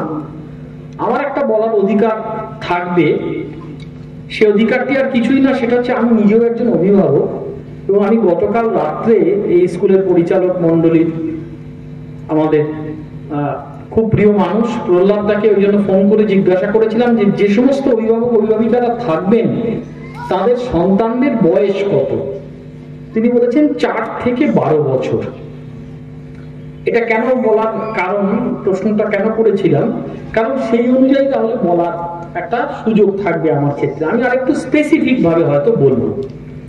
কেন বলছি যে যারা 4 থেকে 12 তারা এক ধরনের সমস্যার সম্মুখীন হবে, আর যারা তারপরে যে বয়সটাকে সাধারণভাবে লোকে বয়স সন্ধিক্ষণ বা অ্যাডোলেসেন্ট বলেন, তাদের চ্যালেঞ্জ কিন্তু আরো সাংঘাতিক। মানে যারা এখানে উপস্থিত আছেন তাদের মধ্যে যদি কারুর অ্যাডোলেসেন্টের বাচ্চা না থাকে, কারুর বাচ্চার বয়স যদি 12-র নিচে হয়, এখন তো আর ওইভাবে হয় না, এখন 10:30 11-তেও অ্যাডোলেসেন্ট চলে আসে। তারা কিন্তু সামনে একটা কঠিন চ্যালেঞ্জ, কঠিনতর চ্যালেঞ্জের সম্মুখীন হবেন। আমি ভয় দেখাচ্ছি না, কিন্তু নিঃসন্দেহে তার প্রেক্ষিতটা একদম আলাদা হবে। হ্যাঁ, এটা ঘটনা। আমার সন্তানের যেহেতু ওই বয়সটা পেরিয়ে গিয়েছে, সেই হেতু আমি কিছু আমার অভিজ্ঞতা আপনাদের সঙ্গে ভাগ করে নিতে পারবো। তার সঙ্গে তাদের কৃপায়, মা শ্রী অরবিন্দের কৃপায় যতটুকু যা লেখাপড়া করার সুযোগ হয়েছে সেই সব মিশিয়ে কিছু বলার চেষ্টা করব। হ্যাঁ, এটা ঘটনা যে আমরা অভিভাবক অধিকাংশ ক্ষেত্রেই অসচেতন ভাবে হয়ে উঠি। আপনাদের যে আমন্ত্রণমূলক কার্ড, তাতে একটা কথা লেখা ছিল, আমি যদি ভুল না করি, যে শুধুমাত্র অভিভাবক অভিভাবিকারাই উপস্থিত থাকবেন। কিন্তু কিছু করার নেই, আমাদের এখন পারিবারিক যা গঠন, তাতে সন্তানকে কার কাছে রেখে আসবেন? সেই জন্য অনেকে হয়তো সন্তানকে নিয়ে এসেছেন, দূরে আছেন। সেই জন্য আমি কিছু অস্বস্তিকর প্রসঙ্গ একটু আড়ালে বলার চেষ্টা করব। আমরা অসচেতন ভাবে, প্রাকৃতিক কারণে আমরা অভিভাবক হয়ে উঠি। অভিভাবকও যে হয়ে উঠতে হয় সচেতন ভাবে, এই ধারণাটাই আমাদের মধ্যে অনেকের নেই। আর এরপরে হচ্ছে সন্তান হয়ে যাওয়ার পরে যে অভিভাবক হয়ে ওঠা, আমরা ভাবি এখানে কিছু শেখার নেই, এবং এটা একটা অনড় ধারণা। আমাদের এখন অনেকের ধারণা যে এত বছর ধরে এত ছেলে মেয়ে তো মানুষ হয়েছে, একরকম ভাবে তো অভিভাবকত্ব হয়েছে, তাহলে এখন নতুন কি এমন হলো যে অভিভাবক বা বাবা মা হয়ে ওঠাটা, কি করে আমি অভিভাবক হয়ে উঠবো সেটা শিখতে হবে। দেখুন, কোনো কিছু কি আর আগের মতো আছে? যে স্কুলটায় আপনারা ছেলে মেয়েকে ভর্তি করেছেন, আজ থেকে 10 বছর আগে এইরকম একটা স্কুল তৈরি হওয়ার কথা অনেকে কল্পনা করতে পারতেন না। আজকে ছেলে মেয়েরা যে পরিস্থিতি, যে চারপাশের মধ্যে বড় হয়ে ওঠে, আমরা যখন ছোট ছিলাম আমরা কল্পনা করতে পারতাম না যে আমাদের চারপাশটা এরকম। আজকে যারা চাকরি করছেন, তারা যে ধরনের চাকরির পরিবেশের মধ্যে তাদের কাজ করতে হচ্ছে, আজ থেকে 20 বছর আগে এটা কল্পনার অতীত ছিল। আমি কিন্তু সরকারি চাকরির কথা মাথায় রেখে বলছি। আমি মাস্টারির চাকরি করি। আমি যখন চাকরিতে ঢুকেছিলাম, আমার চাকরির যা ধরন ছিল, এখন সেই ধরন নেই, ধরন অনেক পাল্টে গিয়েছে। আর প্রাইভেট কোম্পানির চাকরির ধরন তো ছেড়েই দিলাম। তাহলে সমস্ত কিছু পাল্টে যাচ্ছে, দৈনিক খাদ্যাভ্যাস পাল্টে যাচ্ছে, পোশাক আশাক পাল্টে যাচ্ছে। শুধু অভিভাবকত্ব এমন একটা ধারণা, আপনি যেখানে অনড় হয়ে থাকবেন, তাহলে আপনি কিছুতেই সফল অভিভাবক হয়ে উঠতে পারবেন না। এটা একেবারে ড্যাম শিওর। যদি মনে করেন যে ওই তো 40 বছর আগে ওইরকম ভাবেই হতো, এখন ওইরকম ভাবে হবে না, অ্যাবসলিউটলি হবে না। এটা একেবারে আপনি লিখে নিতে পারেন। কেন হবে না? কারণ ওই যে পরিস্থিতিতে আপনি খেলতে এসেছেন, আপনি যদি এটাকে একটা খেলা হিসেবে নেন, যে মাঠে আপনাকে খেলতে হচ্ছে, যে খেলার সামগ্রী নিয়ে আপনাকে খেলতে হচ্ছে, তার সঙ্গে আপনি পরিচিত নন। যখন সুনীল গাভাস্কার প্রথম বললেন যে না, আমি ডিউস বল খেলবো, তবু হেলমেট ব্যবহার করব না, লোকে হেসেছিলেন। এখন কোনো ব্যাটসম্যানকে দেখতে পাবেন না হেলমেট ছাড়া কেউ খেলতে নামছে। কিন্তু একটা সময় মানুষের হেলমেট ছিল না, মানুষ খেলেছে। এখন যদি কেউ খেলতে নামে, তার ক্রিকেট ক্যারিয়ার শেষ হয়ে যেতে পারে। ঠিক তেমনই এখন আমাদের যারা ছেলে মেয়ে, তাদের সঙ্গে আপনি থাকবেন, কিন্তু আপনি আপনার পুরনো ধারণা ধরে থাকবেন, তাহলে আপনার ছেলে মেয়েটা মানুষ হবে না। এই প্রসঙ্গটা ধরেই কথা বলা, যে এই যে যখন আমরা ছেলে মেয়েকে একটা স্কুলে পাঠাই, একটা ভালো স্কুলেই তো পাঠানোর চেষ্টা করি, এবং দেখবেন অ্যাভারেজ যদি আপনি গার্জিয়ানদের জিজ্ঞাসা করেন যে আপনি কি চাইছেন, না আমার ছেলে মেয়ে যেন একটা মানুষ হয়। এই ধারণাটার মানেটা কি? মানুষ হওয়া মানে কি? দেখবেন খুব গভীরে গেলে কেউ আর উত্তর দিতে পারছেন না। মানে মানুষ হয় মানে সে একটা মানুষের মতন মানুষ হয়, তার মানে কি? তার মানে সে যেন খুব সৎ হয়, আচ্ছা ধরলাম। 2 নম্বর, সে যেন খুব ভালো লেখাপড়ায় হয়। 3 নম্বর, এরপরে আপনি আর এগোতে পারবেন না। কিন্তু এখনকার যুগে শুধু যদি কেউ একজন এই দুটো ক্রাইটেরিয়াকে ধরে বড় হয়, যে সে খুব সৎ হবে, সে খুব লেখাপড়ায় ভালো হবে, মানুষ তো শুধু এইটুকু চাইছে না। যদি চাইতো তাহলে এত ভালো ভালো শিক্ষা প্রতিষ্ঠান, তাদের শিক্ষা প্রতিষ্ঠানে নিয়োগ করার জন্য এত ধরনের শিক্ষক শিক্ষিকা, আমি এত ধরনের কথাটা বলছি, এই যে প্রতিষ্ঠানে আপনারা বসে আছেন, এই প্রতিষ্ঠানটি খুব আনন্দের কথা যে ক্লাস 10 এবং ক্লাস 12 এর অ্যাফিলিয়েশন পেয়েছেন। আপনারা জানি না কতজন জানেন, এই অ্যাফিলিয়েশন পেতে গিয়ে ওদেরকে দেখাতে হয়েছে, একটা পোস্টের কথা বলছি, স্পেশাল এডুকেটর। এই শব্দটার 5-7 বছর আগে মানুষ মানে বুঝতো না, এখন অনেকে বোঝে না। মানে যারা স্পেশাল চাইল্ড, মানে যাদেরকে আমরা আমাদের 10 বছর আগে পর্যন্ত একটা গোলমেলে শব্দ বলতাম, যেটা এখন আর ব্যবহার করা যায় না। আগে বলতাম প্রতিবন্ধী বা ডিসেবলড, তারপরে হলো স্পেশালি এবলড, এখন স্পেশাল চাইল্ড বলা হচ্ছে। তারা বিশেষভাবে সক্ষম, তাদেরকে শিক্ষাদানের জন্য বিশেষ এক ধরনের মাস্টারমশাই দিদিমণি হন, তাদের বিশেষ ট্রেনিং নিতে হয়। এই স্কুলে সেরকম একজন স্পেশাল এডুকেটরকে দেখাতে হয়েছে, তবে তারা অ্যাফিলিয়েশনটা পেয়েছেন। এটা আমরা ভাবতে পারি না। যে কাউন্সিলর বলে শব্দ আজকে উঠে আসছে, পিছনে বসে আছে এই স্কুলের সঙ্গে অত্যন্ত যুক্ত, সে মেডিকেলে এখন এমডির সুযোগ পেয়েছে। সে বলেছে এইবারে এমডি পড়াতে সাইকিয়াট্রি 1 নম্বরের দিকে আছে, অর্থাৎ মানুষের মনোজগতের চিকিৎসা। এই চিকিৎসাটা আজ থেকে 20-30 বছর আগে প্রায় কেউ পড়াতোই না, ভাবতো ওটা আবার চিকিৎসার কিছু নেই, ওর তো গোলমেলে মাথা খারাপ, রিজেক্টেড। কিন্তু এখন যত দিন বাড়ছে মানুষের মনোজগৎ এত জটিল হচ্ছে যে তার দিকে একটা স্পেশাল অ্যাটেনশন দিতে হচ্ছে। তা আপনিও যখন এই স্কুলে বাচ্চাদের ভর্তি করাচ্ছেন, আপনার নিজস্ব একটা কিছু লক্ষ্য আছে। সেই লক্ষ্যটা কি সেটা আপনারা জানেন, কিন্তু এই স্কুলের লক্ষ্যটাও আপনাকে ভালো করে বোঝা দরকার। স্কুলের নাম কি দেওয়া হয়েছে? দি মাদার্স ইন্টারন্যাশনাল। কোন সাহেব শুভর নাম তো দেওয়া হয়নি। আপনি যদি কোনোদিন কলকাতার যে সমস্ত স্কুলের নামের আগে সেইন্ট লেখা হয় সেই স্কুলে ভর্তি করাতে যান, তারা তাদের ধাঁচে কিন্তু পড়াবেন। আপনি যদি সেন্ট জেভিয়ার্সে যান, তাদেরকে গিয়ে যদি বলেন যে আপনাদের কারিকুলামটা আপনারা সিবিএসই করে ফেলুন, তিনি শুনবেন না। আপনি যদি আনন্দমার্গের স্কুলে গিয়ে বলেন যে আপনারা আপনাদের পড়ানোর ধাঁচটা পুরোপুরি সিনিয়র কেমব্রিজের ধাঁচে করান, তারা শুনবেন না। তা এই স্কুল সে তার আদর্শের ভিত্তি হিসেবে রেখেছে মা শ্রী অরবিন্দের শিক্ষাদর্শকে। আপনি সেইটা জেনে বুঝে কিন্তু বাচ্চাকে এই স্কুলে পাঠাচ্ছেন। এবার আপনারা বলতে পারেন যে আমরা ওই গভীরে শিক্ষা দর্শনের ভেতরে যাব না, না, সেইটা আপনাকে সামান্য হলেও জানতে হবে। যদি না জানেন তাহলে আপনার প্রশ্ন জাগবে যে এদের সেকশন এ বা সেকশন বি না করে সেকশনের নাম দেওয়া হয়েছে গ্রেস আর ব্লেসিংস। এরকম খুব বেশি স্কুল আপনারা পাবেন না যে স্কুলে সেকশন এ বি সি না করে নাম দেওয়া হচ্ছে গ্রেস ব্লেসিংস।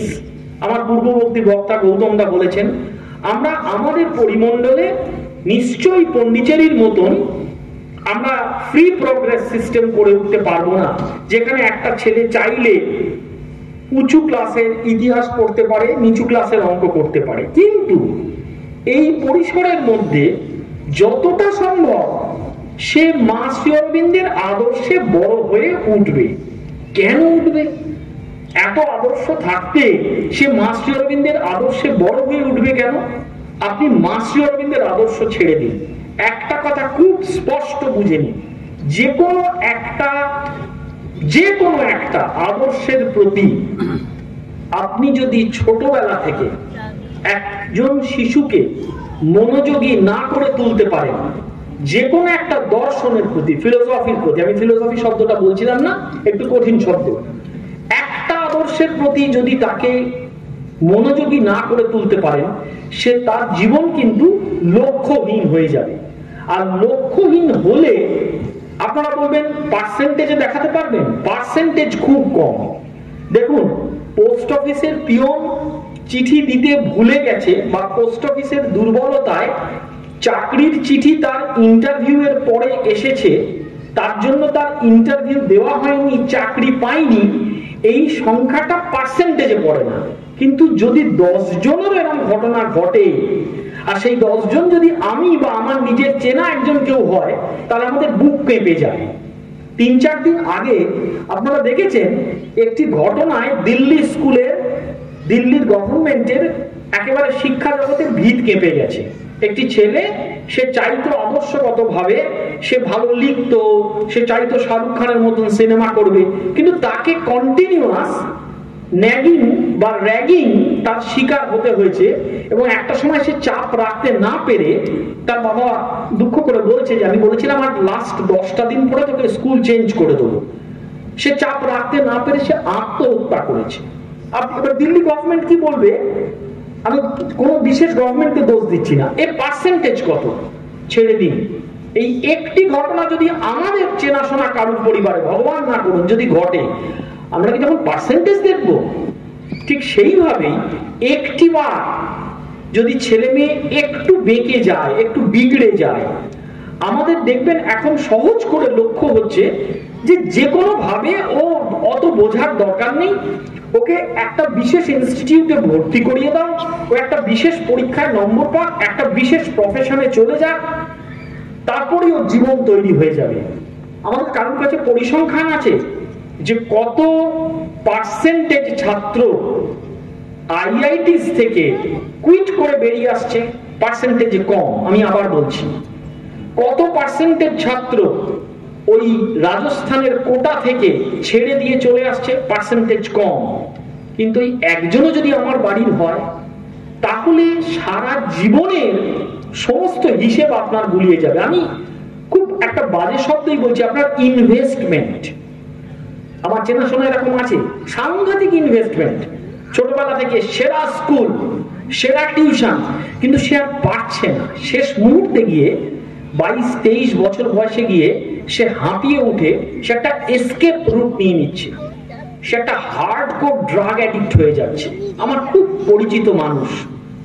আপনারা বলবেন পার্সেন্টেজে দেখাতে পারবেন, কিন্তু ওই বলছি, ওই একটি ঘটনা যদি আমার জীবনে ঘটে, কাজেই আপনাকে একটা জিনিস মাথায় রাখতে হবে যে আমি সচেতন থাকব, এবং আমার এই অভিভাবকত্বটা এইটা সচেতনতার দাবি করে। গৌতম একটা চমৎকার শব্দ বলেছেন, বা পুরো ওর অধিকাংশ যে বক্তব্য জুড়ে যে সময়টা ছিল, সেটা হচ্ছে সময় দেওয়া, কোয়ালিটি টাইম দেওয়া। আপনার বাচ্চা স্কুলে থাকছে 4, 4.5, 5, 5.5, 6 ঘন্টা, বাকি 18 ঘন্টা কিন্তু আপনার কাছে রয়েছে। এবার অনেকে এটা একটা কথা দিয়ে বলেন এই 18 ঘন্টার মধ্যে তো 8 ঘন্টা ঘুম। হ্যাঁ, ঘুম, বাকি 10 ঘন্টাও আপনার কাছে আছে, এবং ওই 8 ঘন্টা ঘুম, ওইটার মধ্যেও অভিভাবকত্বের বা অভিভাবকের একটা ভূমিকা আছে। সে কখন ঘুমোতে যাচ্ছে, সে ঘুমের আগে কি করছে, সে কেমন ভাবে ঘুমোচ্ছে। আজকাল এই শব্দগুলো কিন্তু খুব উঠে আসে, যে বাচ্চাদের টয়লেট ট্রেনিং দেওয়া। আপনারা জানেন না, আমি বলছি এগুলো খুব এক্সেপশনাল ঘটনা।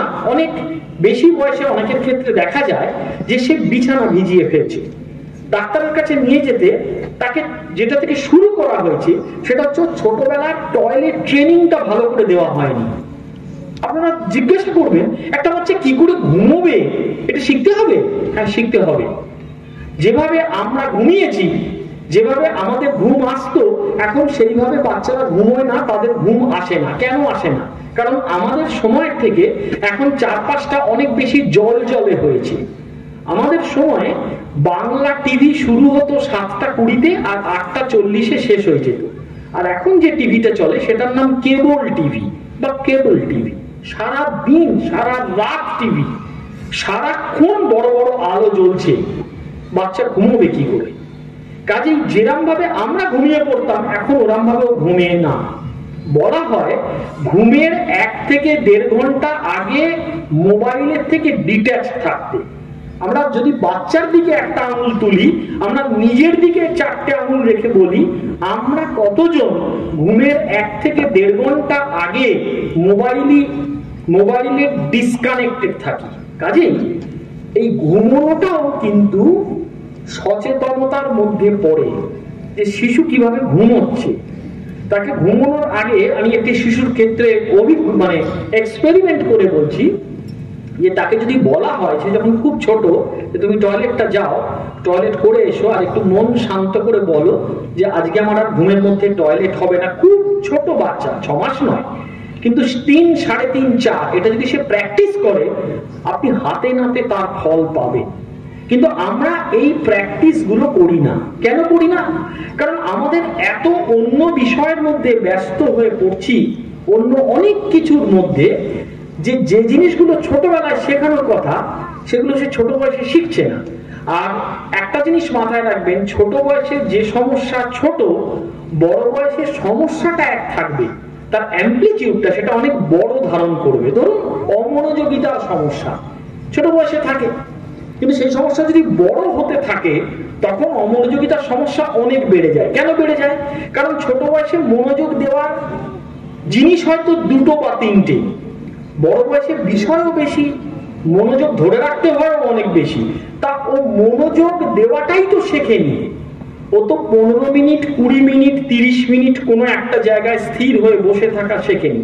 আমি অনেক ছাত্রছাত্রীকে জিজ্ঞাসা করেছি, যে কোনো বড় পরীক্ষা যেগুলো 3 ঘন্টার পরীক্ষা, সেই পরীক্ষায় বসার আগে কতবার সে 2 ঘন্টা একটা জায়গায় বসে থেকেছে। পরীক্ষা দিতে হবে না, আপনারা দেখবেন যারা শিক্ষার সঙ্গে যুক্ত, যখন বড় পরীক্ষা হয় 1 ঘন্টা পরে স্যার বাইরে যাব, স্যার বাইরে যাব, তার মানে ওর অস্থিরতা ও 1 ঘন্টা বসে থাকতে শেখেনি। কাজে এই অভ্যাসগুলো যদি আপনারা ছোট থেকে ওর মধ্যে তৈরি করতে পারেন, বাকি বড় যে লেখাপড়া, যে বিষয়গুলো শেখা, যেগুলো মূলত ইনফরমেশন, আমাদের লেখাপড়া কিন্তু এখনো মূলত তথ্যমূলক, অধিকাংশ কিছু তথ্য বাচ্চার মধ্যে ঢুকিয়ে দেওয়া, সেগুলো কিন্তু একটা বয়সের পরে ঘটে যায়। আর যেটা করা যায়, আমি ওই জন্যই বললাম যে আমার পূর্ববর্তী বক্তা আমাকে অনেক সহযোগিতা করে দিয়েছেন, সেটা হচ্ছে তার কোন দিকে বেশি আগ্রহ আর কোন দিকে অনাগ্রহ, কেন অনাগ্রহ, সেইটা যদি জানা যায় তাহলে আপনি জানবেন একটা বাচ্চার, আমাদের যা সিলেবাস আপনি ভেবে দেখবেন, সাধারণভাবে ক্লাস 4, 5 পর্যন্ত সে খুব মন দিয়ে তার পড়ার বিষয়ে আগ্রহ নিয়ে পড়ছে, এটা হওয়ার কথা না। সাধারণভাবে আমাদের যা সিলেবাস, বিদেশে খুব আগ্রহের, আকর্ষণের সিলেবাস আছে।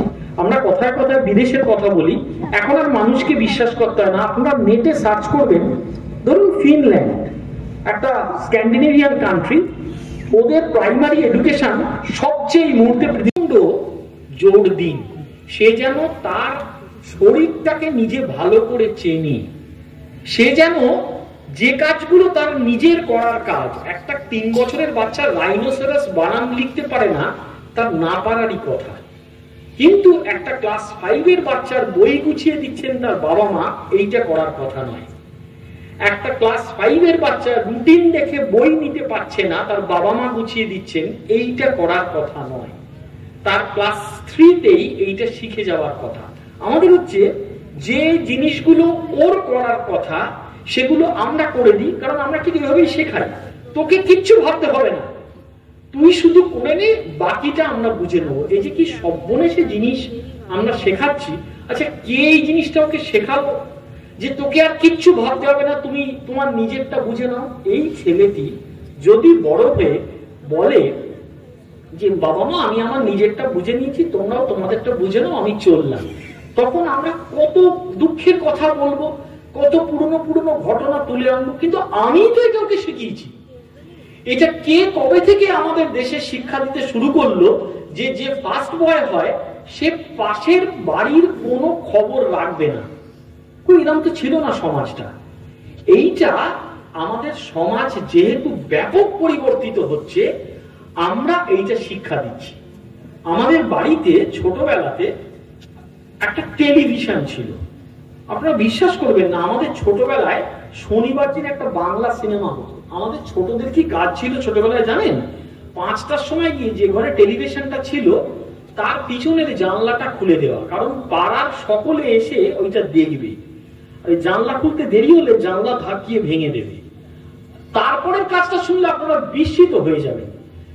ওরা চলে গেলে আমাদের ছোটদের তাদের খাওয়া বাদামের খোলা ঝাঁটা দিয়ে দিয়ে ফেলতে হতো। এখন যদি কোনো বাচ্চাকে এই কথাটা বলেন, তারপরে কি হলো, আমাদের প্রত্যেকের ঘরে একটা করে টিভি হতে শুরু করলো।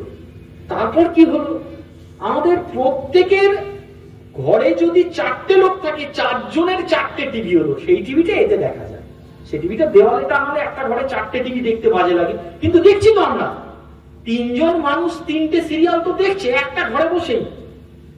এই যে আমাদের ছোট্ট ছোট্ট ছোট্ট ছোট্ট ভাঙন শুরু হলো, এইটা আমাদের আসল লড়াই, বাচ্চাদের সঙ্গে লড়াই। ওদেরকে বোঝানো ওরা কেউ একা একা পৃথিবীতে বড় হতে পারবে না, কিন্তু চলবে না। কোনো মানুষ পৃথিবীতে একা বাঁচতে পারে না। কিছু যারা ইয়াং স্টাফ তারা করোনার কথা ভুলে গেছে, কোভিডের সময় ভেবে দেখেছেন তখন কিন্তু মানুষকে দরকার হয়েছিল। তখন মানুষ পাগলের মতন বলেছে আমার কাছে সব আছে, শুধু একজন মানুষ দাও যে লোকটা আমাকে বাজার এনে দেবে। আমার সব আছে, শুধু আমার বাবাটা মারা গেছে, তাকে 3টে ছেলে না দিয়ে শ্মশানে নিয়ে যাবে। পাওয়া যায়নি। কাজেই আমরা কি হয়, আমরা ইতিহাস বিস্মৃত জাতি তো, 3-4 বছর হয়েছে আমরা সব ভুলে গেছি। এইটা একটা বাচ্চাকে ছোট থেকে শেখানোর কথা। আপনারা কি করতে পারেন, আপনারা স্কুলের সঙ্গে সহযোগিতা করতে পারেন। কি সহযোগিতা? এই স্কুল যে আদর্শে বড় করার চেষ্টা করছে ছেলে মেয়েদেরকে, সেই আদর্শটাকে একটু ফলো করুন। অন্য স্কুল কি করছে, আমি একটা স্কুলের কথা জানি যেখানে নিয়ম ছিল স্পোর্টসে সবাই অংশগ্রহণ করবে, সবাই প্রাইজ পাবে। সবচেয়ে বিরোধিতা এসেছিল অভিভাবকদের কাছ থেকে, কেন আমার ছেলেটা জোরে দৌড়ে ফার্স্ট হয়ে গেল, ও কেন ফার্স্ট হবে না? তা এই কম্পিটিশনের মধ্যে তো আমরা ছোট থেকে ঢুকিয়ে দিচ্ছি। এই কম্পিটিশন খুব ভালো জিনিস, কিন্তু সেটা যেন হেলদি কম্পিটিশন হয়। একেবারে ছোট থেকেই যদি দৌড়দৌড়ি করে ওর মধ্যে একটা প্রতিযোগিতা ঢুকিয়ে দেন, তাহলে কিন্তু ওর মনের যে স্বাভাবিক গঠন সেটা আক্ষরিক অর্থে বলছি ব্যাহত হবে। এবং এটা তো দেখছেন যে এক একটা সময় স্কুলের ধারণা যেরকম পাল্টে পাল্টে যায়, এই স্কুলও কিন্তু একটা বিশেষ ধরনের বিশেষ আলাদা আদর্শে বড় করবে বলে স্কুলটি করেছে।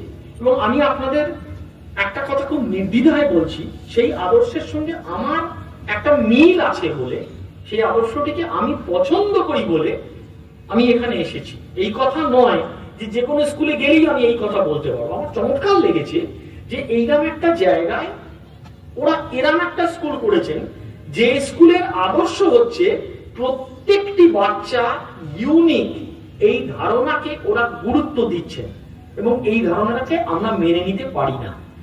আমরা কজন একটা বাচ্চাকে সে আলাদা ব্যক্তিত্ব এটা মানি, 10 থেকে 12 বছর পর্যন্ত ওকে মানুষই জ্ঞান করি না। ও আবার কি বলবে, ও আবার কি বুঝবে? আপনি মনে রাখবেন প্রত্যেকটি বাচ্চা আলাদা এবং সেটা আলাদা ব্যক্তিত্ব।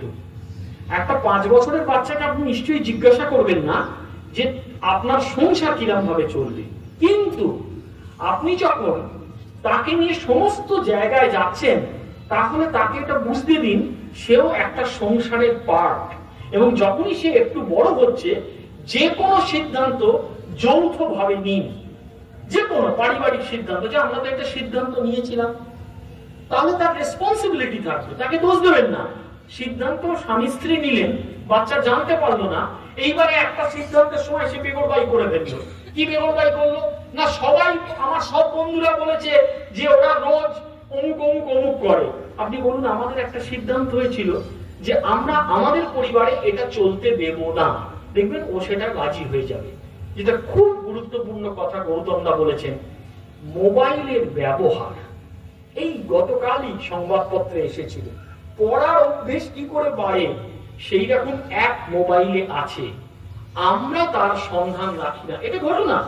আপনি যদি বাচ্চাকে বলেন মোবাইল নিষিদ্ধ, মোবাইল ছেড়ে দিন, যে কোনো কাজ নিষিদ্ধ আপনি বলুন, ওর প্রথম দিন থেকে তৈরি করবে যে কবে ওই নিষিদ্ধ জায়গাটায় যাব। এটা হচ্ছে সেই বাইবেলের আদম ইভের গল্প। ভগবান কি বলেছিলেন যে সব দিকে যাও, শুধু দক্ষিণ দিকে যেও না।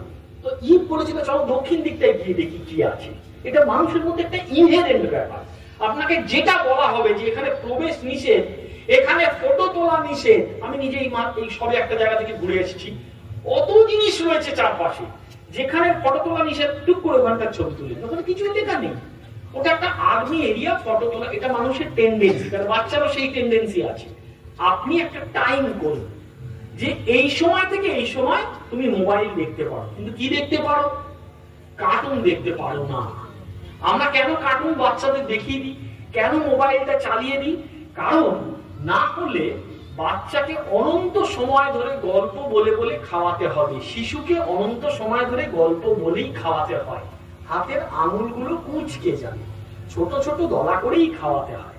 আর যখন খিদে পাবে ও খিদে খাওয়ার চেয়ে খাবে। আমরা দেখবেন শিশু বিশেষজ্ঞদের কাছে যাই, আমরা সব কথা শুনি।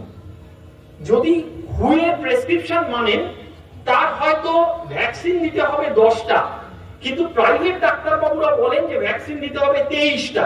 ওগুলো কোনো কম্পালসারি না, আপনারা নেটে চেক করতে পারবেন। প্রেফারেবল, দিলে ভালো, দিলে ভালো। পিছনে ডাক্তারবাবু বসে আছেন, দিলে ভালো, দিলে ভালো। আপনারা সেইগুলো খুব মন দিয়ে শোনেন, কিন্তু ডাক্তারবাবু একটা কথা বলেন, খিদে পেলে খাওয়াবেন, না খিদে পেলে খাওয়াবেন না। ও কোনো সময় খেতে চায় না, খিদে পেলে খেতে চায় না, এরকম কোনো মানুষ নেই। আপনি ওকে যে খাদ্য খাওয়াচ্ছেন সেই খাদ্যের গুণগুলো তো বেরোচ্ছে না।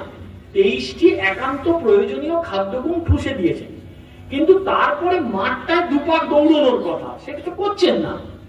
ও সকাল থেকে 12টা পর্যন্ত 4 বার খাওয়ার কথা, এটা কোন ডাক্তারবাবু বললেন? সেই 4 বার খেয়ে ওর কি খাটার কথা সেইটা কেউ শুনছেন না। এইটা হচ্ছে গোলমেলে কথা শিশুদের ক্ষেত্রে, বড়দের ক্ষেত্রে। আমরা দেখবেন আমাদের মতন করে করে ভাগ করে নিই। এই খাওয়াটা যে ওর খাওয়া, এইটা ওকে ছোট থেকে শেখা। খুব ছোট বয়স থেকে ও নিজে খেতে শিখবে, ওকে খাইয়ে দিতে হবে না।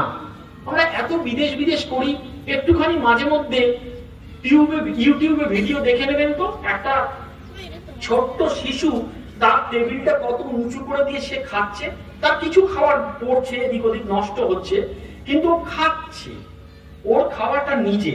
আমাদের কোন শিশু বুঝতে শেখে না যে খাওয়াটা ওর জন্য দরকার। সেই জন্য কি হয়, ওর খাওয়ার প্রতি কোনো টান তৈরি হয় না। খাওয়াটা খাওয়ানোর আগে ওকে দেখিয়ে দেখানো যে এইটা আজকে তোমার খাওয়া, এটা খেলে তুমি ভালো করে খেলতে পারবে। সে খাওয়াটাকে অ্যাট্রাকটিভ করতে হবে। একটা বাচ্চাকে আপনি মজা করার জন্য তাকে 5 ধরনের ফল সুন্দর করে কেটে যদি সাজিয়ে দেন, তার খাওয়াটা অনেক অ্যাট্রাকটিভ হয়ে উঠবে। সেইটা দেখতে ফলের কালার গুলো দেখে, কিন্তু ওটা দেখে খাবে। এবার ওর যদি চোখ থাকে একটা চলমান জিনিসের দিকে আর মুখে ঢুকে যায়, ওর কাছে আপেল, পেঁপে, কলা, আম সব একরকম স্বাদ লাগবে। তখন ওইগুলো স্বাদও পাবে না।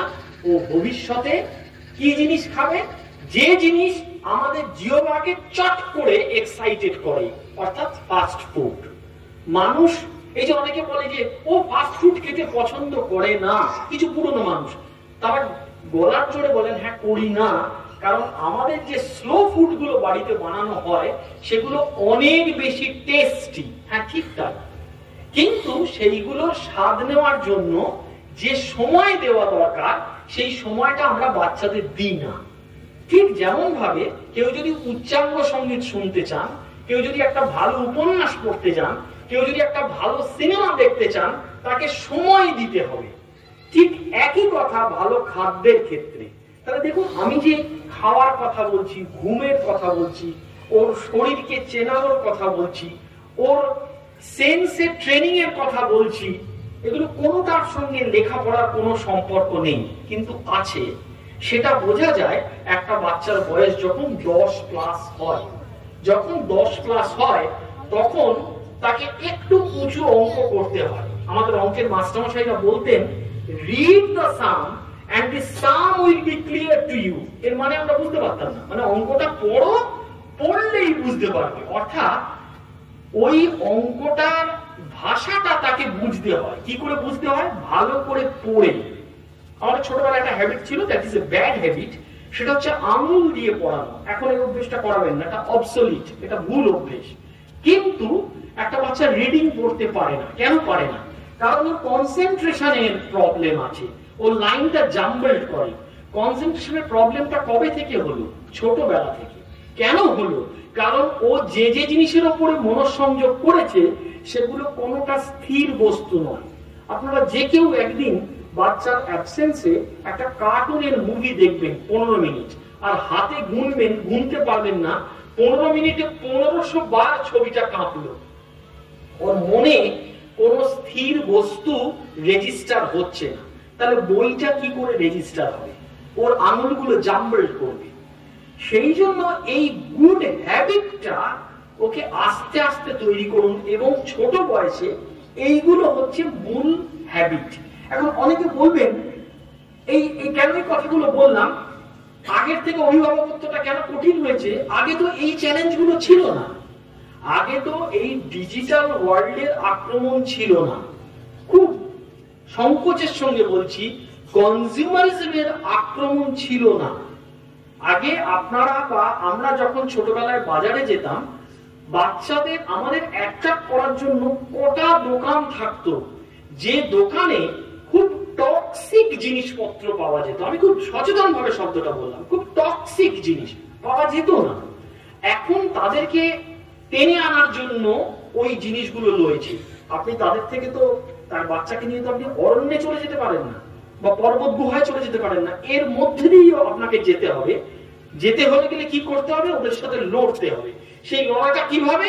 আপনাকে অনেক পরিমাণ সময় দিতে হবে, সেই সময়টা দিতে হবে। এখন যারা বলছেন যে একদম সময় নেই, সত্যি যদি এরকম কেউ থাকেন যাদের প্রচন্ড ব্যস্ততা, সত্যি কেউ এখন অনেক এরকম চাকরি আছেন যাদের বাবা মা দুজনেই হয়তো 8টায় বেরিয়ে যাচ্ছেন, রাত্রি 9টায় ঢুকছেন, দুজনেরই যদি এরকম ঘটনা ঘটে, তাহলে এটা সত্যি চিন্তা। সেক্ষেত্রে খুব ভালো ক্রেস যেখানে বাচ্চার প্রপার কেয়ার নেওয়া হয়। প্রপার কেয়ার বলতে আমি আগে যেগুলো বলেছি, যে বাচ্চার নার্ভে তার সেন্সের ডেভেলপমেন্ট করবে।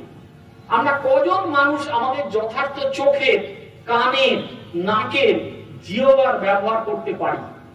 একটা যে কোনো বাচ্চাকে আপনি 10 ধরনের কালারের একটা ছবি দেখিয়ে বলবেন যে কটা কালার আছে, দেখবেন চট করে ও দেখে বলবে 3টে বা 4টে। আরো ভালো করে খেয়াল করতে বলবেন, ও আস্তে আস্তে বার করবে, না এই তো আরেকটা, এই তো 6টা, এই তো 7টা। এইটা চোখের ব্যবহার। আমাদের কজন ঠিকঠাক করে ফুলের গন্ধ নিতে বা ফুলের গন্ধ শুকে বলতে পারি যে এইটা এই ফুলের গন্ধ? বা কজন আপনারা কি জানেন এই যে সুগারের নিয়ে এত কথা হচ্ছে, এই যে প্রত্যেক মানুষেরই প্রায় এখন সুগার, এর কারণ হচ্ছে আমাদের শরীরে যতটা দরকার চিনির, জীব যতটাই মিষ্টত্ব বুঝতে পারে তার থেকে প্রচুর পরিমাণ বেশি মিষ্টি দিলে আমাদের জীব তাতে সাড়া দেয়। শুধু জীব কেন, যে পরিমাণ উঁচু শব্দে আমাদের কানের শোনার কথা, আমরা তার থেকে অনেক বেশি উঁচু শব্দ হলে তবে আমাদের কান শুনতে পারে। আমাদের নার্ভগুলো, ইন্দ্রিয়গুলো আস্তে আস্তে আস্তে আস্তে তাদের ক্ষমতা কমাচ্ছে। কেন কমাচ্ছে? কারণ একদমই দর্শনের কথা। আমাদের একজন মাস্টারমশাই পড়াতে গিয়ে বলেছিলেন যে জলের না আসল স্বাদ হচ্ছে মিষ্টি। আমরা একটু হাসাহাসি করেছিলাম, তো তখন স্যার বলেছিলেন আসলে তোমরা তো বিজ্ঞান পড়েছো, জল স্বাদহীন, বর্ণহীন, গন্ধহীন, কিন্তু জল যে মিষ্টি সেটা বোঝার জন্য 2 কুচি আমলকি খাওয়ার পরে জলটা খেয়ে দেখি, জলটা মিষ্টি লাগে। তো আমরা এর কোনো ব্যাখ্যা দিতে পারিনি। ঠিক একই ভাবে উনি বলেছিলেন যে এটা বলার জন্য বলছি যে আমরা অনেক জিনিসের অনেক স্বাদ জানি না। দেখবেন এখন অ্যাভারেজ মানুষ ডাক্তারের বারণ ছাড়া বলে একটু নুন কম হয়েছে, নুন কম হয়নি। আমাদের জীব অনেক বেশি নুন পেলে তবে সাড়া দিতে অভ্যস্ত। ঠিক তেমনি একটা বাচ্চাকে আপনি যদি এদিকে আয় শব্দটা শুরুই করেন 3 বার বলে, তাহলে ওর শরীরটা, মনটা তৈরি হবে 3 বার ডাকে সাড়া দিতে হয়। যদি তাকে বলেন এদিকে এদিকে এদিকে, এত দেরি করছিস কেন, এদিকে আয়, তাহলে এদিকে আয় এদিকে আয় এদিকে আয়, এত দেরি করছিস কেন, এদিকে আয়। আসলে কি বলতে চাইলেন? এদিকে আয়। ওই এদিকে আয়টা একবার বলুন, না হলে ও ওইটা নিয়ে খেলেই যাবে বা অন্যমনস্কই থাকবে। ওর ব্রেনের কাছে রেজিস্টার হবে না যে এখনই যেতে হবে। যেমন দেখবেন কোন একটা জায়গায় যখন আমাদের পৌঁছানোর কথা একটা নির্দিষ্ট সময়, আমাদের মধ্যে এমন অভ্যেস তৈরি হয়েছে ওই রকম বলে শুরু হতে হতে আরেকটু দেরি হবে, এটা আমাদের মধ্যে ঢুকে গিয়েছে। আমরা জানি না, ওই সিনেমা হলে তো আমাদের কখনো দেরি হয় না, তাও হয়, কেউ কেউ অন্ধকারের মধ্যে ঢোকে। কিচ্ছু এমন তার আগে রাজকার্য করছিলেন না, ওটা একটা হ্যাবিট তৈরি হয়েছে। ঠিক তেমনই আমাদের খুব শিশু বয়স থেকে ওকে এই সময়ানুবর্তিতাটা শেখান। তার মানে কিন্তু প্রচন্ড কড়া ভাবে ওই তীব্র একটা অ্যালার্ম দিয়ে ওকে ঘুম থেকে তুলবেন না। ওই যে বললাম, ওই জন্য ওর জন্য প্রচুর সময় দিতে হয়। যেটা বলছিলাম, যার বাবা মা দুজনেই ভীষণ ব্যস্ত তাদের ক্ষেত্রে বিষয়টা কঠিন, কিন্তু যার বাবা ব্যস্ত তার মা যদি প্রতিযোগিতা শুরু করে যে ওর বাবারও তো সংসারে কোনো সময় দেওয়ার নেই, তা আমি বা সমস্ত সময় দেবো কেন, এরকম কম্পিটিশন করলে কিন্তু যথার্থ ছেলে মেয়ে যে মানুষ হওয়ার কথা সেটা করাতে একটু অসুবিধা হতে পারে। বরং বাচ্চাকে বোঝানো উচিত যে দেখো, তোমার বাবা যে ব্যস্ত রয়েছেন সেটা হচ্ছে সংসারটাকে যথার্থভাবে চালানোর জন্য। সত্যি এমন অনেক মানুষ থাকেন যাদের কিছু করার থাকে না, ওই পরিমাণ এখন যা চাকরি আসছে ওই পরিমাণ ব্যস্তই তাদের থাকতে। আমার অনেক সময় আমি মহিলাদের দিকে তাকিয়ে বলছি, এটা আমার ব্যক্তিগত বাড়িরও ক্ষেত্রেও দেখেছি, যে অনেকে বলতেন যে ও সারাদিন বাইরে থাকে, বাইরে আড্ডা মারে না, বাইরে কাজের এমন চাপ ওইটা ছাড়া তার চাকরিটা থাকবে না। তখন আমাকে সময় দিতে হবে বা বাচ্চাকে বলতে হবে যে তোমার বাবা যে বাইরে আছেন সেটা সংসারটা যেন ভালো করে চলে তার জন্য। প্লাস এর পরেও বলছি, একদিন তো ছুটি পান, এরকম তো হতে পারে না, সেই দিনটা ছেলে মেয়ের সঙ্গে কোয়ালিটি টাইম কাটা। কোয়ালিটি টাইম মানে কিন্তু একটা ভালো রেস্টুরেন্টে ঢুকে খুব একটা দামি ডিশ খাওয়ানো তা নয়। এখন একটা কথা এখানে চালু হয়েছে কিনা জানি না, শহরাঞ্চলে খুব চলে ফ্রাইডে নাইট, অর্থাৎ প্রত্যেক শুক্রবার চলো দল বেঁধে রেস্টুরেন্টে খেতে যাওয়া। মানে একটু কোনো কেউ রুল করে দেয়নি, এটা একটা ব্যাড হ্যাবিট। মাঝে মধ্যে নিশ্চয়ই বাইরে খেতে যাওয়া দরকার, নিশ্চয়ই সেটা আনন্দের করা দরকার, কিন্তু তাকে বলা দরকার এটা একটা লাক্সারি, এর থেকে অনেক ভালো আনন্দের জিনিস আছে, এবং সেটা যদি করেন আমি বলছি তার জন্য অনেকটা সময় দিতে হবে। কারণ একটা নিশ্চিত জিনিস জানবেন, 5 ঘন্টা বাচ্চা এখানে, আপনার কাছে 19 ঘন্টা। ওর স্ট্রেংথ, ওর উইকনেস মানে ওর দুর্বলতা, ওর কি শক্তি, এটা আপনার থেকে ভালো কেউ জানে না, কেউ জানতে পারে না। আপনাকে কি করে জানতে হবে? অবজার্ভ করে। আমার একজন নন মেডিকেল, সে ডাক্তার নয়, তার মনে হয়েছিল যে তার মেয়ের সামনের দিকে চুল একটু বেশি উঠে যাচ্ছে আর হাতের এই জায়গাটা একটু বেশি ফুলে যাচ্ছে। ডাক্তার নয় কিন্তু, আমার যে বন্ধুর কথা বলছি, সে কিছুদিন দেখার পর একটু তার এদিকে ঝোঁক ছিল, বলে হচ্ছে তার এটা থাইরয়েড নয় তো। তো সে একজন ডাক্তারবাবুর কাছে নিয়ে যায়, দিয়ে বলছে ডাক্তারবাবু আমার এটা মনে হচ্ছে। সেই ডাক্তারবাবু তাকে বলেছিলেন যে তোর মেয়ে বড় হলে আরেকবার আমার কাছে আনিস। আচ্ছা আচ্ছা, ডাক্তারবাবুরাও এটা ধরতে পারবেন, এটা অ্যাকিউট থাইরয়েডের লক্ষণ। ওর বাবা এটা কি করে ধরলেন? অবজার্ভ। আমি আরেকটি মেয়ের কথা বলছি, যেটা গৌতম দা বলেছেন, সে একটি বিশেষ বিষয়ের টিউশন থেকে এসে, মানে তার বাবা বলতেন আমার মেয়ে এমনিতে হাসি খুশি, কিন্তু ওই টিউশন থেকে ফিরে যেন তার ঠিক ওইরকম উচ্ছ্বাস নয়।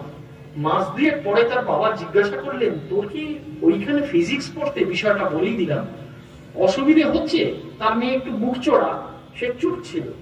বলছে বল না। আসলে তার মেয়ে কেন বলতে পারছিল না? কারণ তিনি সেই অঞ্চলের সবচেয়ে বিখ্যাত ফিজিক্সের টিচার।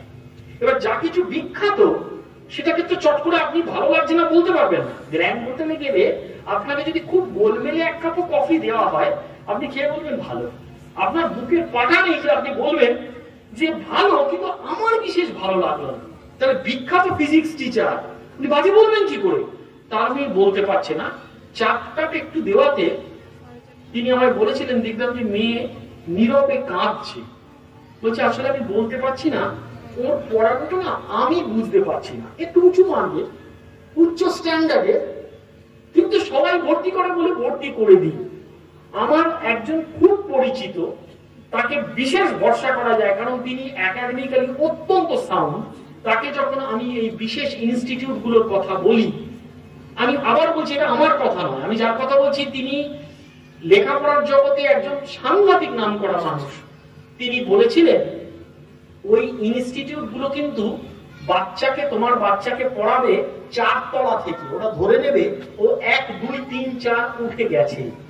ওরা কিন্তু অপেক্ষা করবে না তোমার বাচ্চার কোনটা বুঝতে ভালো লাগছে না ও বুঝতে পারছে কিনা। এবং আমি খুব দায়িত্ব নিয়ে বলছি, এটা যে কোনো ইনস্টিটিউট তার সামনে গিয়ে আমি বলতে পারি, নিজে পড়ে বোঝার মতন ভালো উপায়, শ্রেষ্ঠ উপায় কোন ইনস্টিটিউট করে দিতে পারে না। কারণ এইখানে আমাদের শ্রী অরবিন্দের কথা বলতে হয়। একজন টিচারের কাজ কিন্তু শুধুমাত্র পড়িয়ে দেওয়া নয়। আপনারা চোখ বুঝে আপনাদের ছোটবেলায় যে সমস্ত শিক্ষক শিক্ষিকার নাম বা মুখ মনে আসবে, দেখবেন তারা শুধুমাত্র নোটস দিতেন না, তারা বিষয়টার প্রতি ভালো লাগা তৈরি করতেন। সেদিনকে একজন ভদ্রলোক বলছিলেন তার বাবা কমার্সের মাস্টারমশাই ছিলেন, কিন্তু তাকে এমন একজন ক্লাস 9 10 কেমিস্ট্রি পড়াতেন, এত রংচঙে জিনিসের ব্যবহার করে তার আগ্রহ জেগেছিল কেমিস্ট্রির প্রতি, এবং তিনি কেমিস্ট্রির একজন দিকপাল হয়ে উঠেছেন। এই যে ভদ্রলোকের কথা বললাম, যে তার মেয়ে একটু বিমর্ষ, তিনি বুঝতে পারছেন। কি করে বুঝতে পারলেন? কারণ তিনি বাচ্চাকে অবজার্ভ করেছেন, যে আমার বাচ্চার এইখানে আনন্দ। একজন বাচ্চা আজকে যখন আপনি তাকে বাইরে ছেড়ে দিচ্ছেন, আমি বলছি বাইরেটার আগের মতন অত নিরাপদ নেই। যদি নিরাপদ হতো তাহলে কিন্তু পক্সোর মতো একটা আইন আমাদের দেশে আনতে হতো না। আবার আমি বলছি না যে সর্বদা সন্দেহ প্রবণ হয়ে থাকবে, এটাও আজকাল হয়েছে। গৌতম একটা শব্দ ব্যবহার করেছিল, অতি সচেতন গার্জিয়ান। না, কারোর কাছেই বাচ্চাকে ছাড়ছে না, এই যে একটা গোলমেলে ব্যাপার। কিন্তু বাইরেটা অনেক গোলমেলে হয়েছে, তো আপনি খুব ভালো করে অবজার্ভ করবেন যে বাচ্চার ব্যবহারের কিছু অসুবিধা হচ্ছে কি না।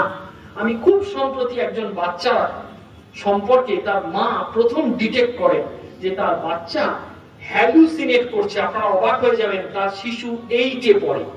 তিনি বলছেন আমি খেয়াল করতাম যে ও একটু কোণে থাকে, তারপরে একটু আড়াল থেকে দেখলাম ও নিজের মনে কথা বলছে। সেটা করতে করতে করতে করতে ভীষণ আর্লি ডিটেকশন হলো। তাই এখন সেরে ওঠার পথে সেই সাইকিয়াট্রিস্ট বলেছিলেন এটা যদি আর বছর 1.5 চলতো, ওর হ্যালুসিনেশন এমন জায়গায় চলে যেত যে ওকে মূল জায়গায় ফিরিয়ে আনা যেত না। এগুলো কিন্তু কোনোটা গল্প নয়। আপনার বাচ্চা হ্যালুসিনেট করছে কিনা, সেই যদি হ্যালুসিনেট করে এটা তার একটা অসুবিধে। আপনি যত আর্লি ধরতে পারবেন তার স্ট্রেংথ, তত তাকে সেই দিকে সবল করতে পারবেন। সচিন তেন্ডুলকারের ব্যাটের গ্রিপ দেখেই কিন্তু রমাকান্ত আচারকার বুঝেছিল যে এই ছেলেটা জিনিয়াস হবে। আর মনে রাখবেন ওর ব্যাটের গ্রিপটা সাধারণ মানুষ যেরকম ধরে সেরকম নয়। ঠিক তেমনি একজনের উইকনেস দেখে বুঝতে হবে যে আমার বাচ্চার এইখানটা দুর্বলতা, তাকে সেই জায়গাটায় ভালো করে ট্রিট করতে হবে। আর যদি মনে করেন যে না আমার বাচ্চা আমার মতনই হবে, তাহলে আপনাদের দোহাই, যার নামে এই স্কুল তার একটা শব্দ আমি বলছি, সেটা বাংলা করলে দাঁড়ায় পিতামাতা বা শিক্ষক শিক্ষিকার ইচ্ছা অনুযায়ী পিটিয়ে বাচ্চাকে মানুষ করার ধারণা হলো বর্বরচিত এবং এক অজ্ঞান কুসংস্কার। আমি একটা শব্দ এদিক ওদিক করলাম, ইংরেজিতে শুধু বাংলা করেছি। এটা শুনে অনেক পিতামাতার বুক কেঁপে যায়, কারণ প্রত্যেক পিতামাতাই চান যে বাপ কা বেটা সিপাহী কা ঘোড়া, কুছ নেই তো থোড়া থোড়া। কজন, আচ্ছা সত্যেন্দ্রনাথ বসু ছেলে, তিনি কি সত্যেন্দ্রনাথ বসু হয়েছেন? জগদীশচন্দ্র বসুর কেউ? বা এটা এখনো একটা ঘরানা কিছু কিছু ক্ষেত্রে আছে, সেটা হচ্ছে সঙ্গীত জগতে। কিন্তু খুব বড় একজন পেইন্টার, তার ছেলে যে পেইন্টার হবেই কোনো অর্থ নেই। আমরা এইটা যেন মনে রাখি, আমাদের ইচ্ছে অনুযায়ী বাচ্চা হবে না, বরং তার কোন দিকে টেন্ডেন্সি সেইটা যদি খুঁজে বার করতে পারেন, এইটাতে সময় দিন। এবং সেই সময়টা দিন যে বয়সের বাচ্চারা এখানে, অভিভাবকরা এখানে উপস্থিত আছেন সেই বয়সটা। অর্থাৎ আশা করছি এখানে সেই অভিভাবকরা আছেন যাদের বাচ্চাদের বয়স 4 থেকে 12। এই সময়টাই কিন্তু প্রচন্ড শিশুর প্রতি সময় দিন, নজরে রাখুন। নজরে রাখাটা কিন্তু যেমন এইখানে আপনারা জানেন লেখা আছে you are under the CCTV surveillance, এরকম টাইপের একটা কথা লেখা আছে, কিন্তু আমরা কেউ খেয়াল করতে পারছি না। বাচ্চাকেও ওইভাবে নজরে রাখবেন। নজর রাখা মানে ওর দিকে সবসময় চেয়ে থাকা নয়, ও মোবাইলে কি দেখছে এটা ভিজিলেন্স করার মতন অনেক উপায় আপনার জানা আছে। ও ওর ঘরে কি করছে, কি ছবি আঁকছে, কেন ওই ছবিটা আঁকলো, ওর কোন দিকে টেন্ডেন্সি আছে, এটা দেখার জন্য 24 ঘন্টা ওর দিকে তাকিয়ে থাকতে নেই, বরং সেটা বেশি ক্ষতিকারক। একজন শিশু, তার বাড়িতে 3 জোড়া দাদু 3 জোড়া ঠাকুমা ছিল, কারণ তারা জয়েন্ট ফ্যামিলি। সেই শিশু বাবা মা তার যখন 4 মাস বয়স তাকে শিশু বিশেষজ্ঞের কাছে নিয়ে যায়, নিয়ে গিয়ে বলে ডাক্তারবাবু আমার মেয়ের মাথাটা না একটু ওপর দিকে কিরকম সরু মতো হয়ে যাচ্ছে। তো ডাক্তারবাবু বাচ্চাটিকে না দেখে জিজ্ঞাসা করলেন যে বাড়িতে দাদু ঠাকুমা কজন, তিনি জানতেন। তো তার বাবা মা বলেছে 3 জন দাদু 3 জন ঠাকুমা, বলছেন ওই জন্যই মাথা সরু চৌকো গোল মনে হচ্ছে। তিনি একটা গোল জিনিস মাথায় পড়িয়ে দিয়ে বললেন ঠিক আছে বাচ্চা নিয়ে বাড়ি চলে যান। লেসনটা কি, অতিরিক্ত নজর দেবেন না, সবসময় যদি ওর দিকে তাকিয়ে থাকেন। এরা মানুষ আছে আঁকতে দিয়ে বাচ্চা কি আঁকছে প্রতি মুহূর্তে তাকিয়ে আছে, বাচ্চার ক্ষেত্রে করতে হবে না। আপনি যখন, যারা মায়েরা রয়েছেন রান্না করবেন বা পুরুষরা আজকাল রান্না করে, আপনি যখন কোনো কাজ করবেন আপনার দিকে আমি চেয়ে থাকবো, আপনি করতেই পারবেন না কাজটা, ঠক ঠক ঠক ঠক করে হাত নামবে। তো বাচ্চা তো ওইদিকে আপনি অঙ্ক কষতে দিয়ে ওর দিকে চেয়ে আছে, ও করুক না অঙ্কটা ওর মতন করে। সর্বোপরি আমি এরপরেও লোকে বলে যে কিছু কিছু কথা একটুখানি ছোট করে বলে দিলে ভালো হয়। সেটি হচ্ছে যে কোন রকম ভাবে না যেগুলো করবেন, যেগুলো করবেন না, ন্যাগিং করবেন। ন্যাগিং মানে একটা কথা বারবার বারবার বলে যাওয়া, এটা ওদের কাছে বিশেষ ভালো বার্তা নিয়ে যায় না। একবার বলুন, দুবার বলুন, বলার ভঙ্গিটা পাল্টে দিন, যে ওটা থেকে বললাম তুই করলি না, ওটা কিন্তু করা হলো না, এরকম বলুন। কিন্তু যদি বারবার একই কথা বলেন, আমি বলছি ওর কাছে বার্তা এই পৌঁছবে যে বারবার বললে তবে করতে হয়। অনেকে বলে আজ দূর একবার তো ডেকেছে, 2-3 বার ডাকু। এক, দ্বিতীয় যে জিনিসটা করবেন না, দয়া করে কোনো তুলনা করবেন না। এটা খুব কঠিন, কিন্তু সবাই বলে না না আমি করবো না, সবাই করে। ও কত পেল রে, ও কত পেল রে জানবেন তো, কায়দা করে জানবেন না। পরের দিন যেমন ও তো ওটা পারে। এবার যদি আমি খুব বাজে উদাহরণ দিই, স্পেশাল চাইল্ড যারা সারাদিন এইটা ডান হাত এইটা বাম হাত শেখানো হয়, তারপর বিকেল বেলা জিজ্ঞাসা করলে বলে এইটা ডান হাত এটা বাম হাত। ভগবানের অশেষ করুণা, এখানে যারা আছেন আশা করি তারা প্রত্যেকে একটা সুস্থ সন্তান পেয়েছেন। ওদের সঙ্গে কোনোদিন আপনি কম্পেয়ার করেন যে ও তো পারে না। আপনার যে বাচ্চাটা যার 4 বছর বয়স, 3 বছর 6 মাস আগে উল্টে দিলে সোজা হতে পারতো না, সে তো হয়তো ছুটে ছুটে দিব্যি চলে যাচ্ছে। তো পারে তো ওটা, ও যেটা পারে সেটা বলুন, দয়া করে কম্পেয়ার করবেন না। 3, দয়া করে ওকে অপমান করবেন না। এইটা শুনে অনেকে বলেন না আমরা বাচ্চাকে অপমান করি, হ্যাঁ করি, এমন এমন শব্দ বলি, এমন এমন কথা বলি। আগেকার দিনে এটা একটা বিষয় ছিল যে বাচ্চাকে শেখাতে হবে অপমানের মধ্যে দিয়ে। অর্থাৎ যে সে একটা বাজে ফল করেছে একটা বিশেষ পরীক্ষায়, বেশ 8-10 জনের মধ্যে জিজ্ঞাসা করা, সব আমরা ছোটবেলায় হয়েছে, তুই জানো ওতে কত পেয়েছিস, এবার সকলের সামনে। তারা মনে করতেন যে ওই অপমান ওর গায়ে লাগবে, ও পরে পড়বে। হতে পারে 1980 সালে, এটা 2025 কেটে 26 হচ্ছে, এখন কিন্তু হবে না।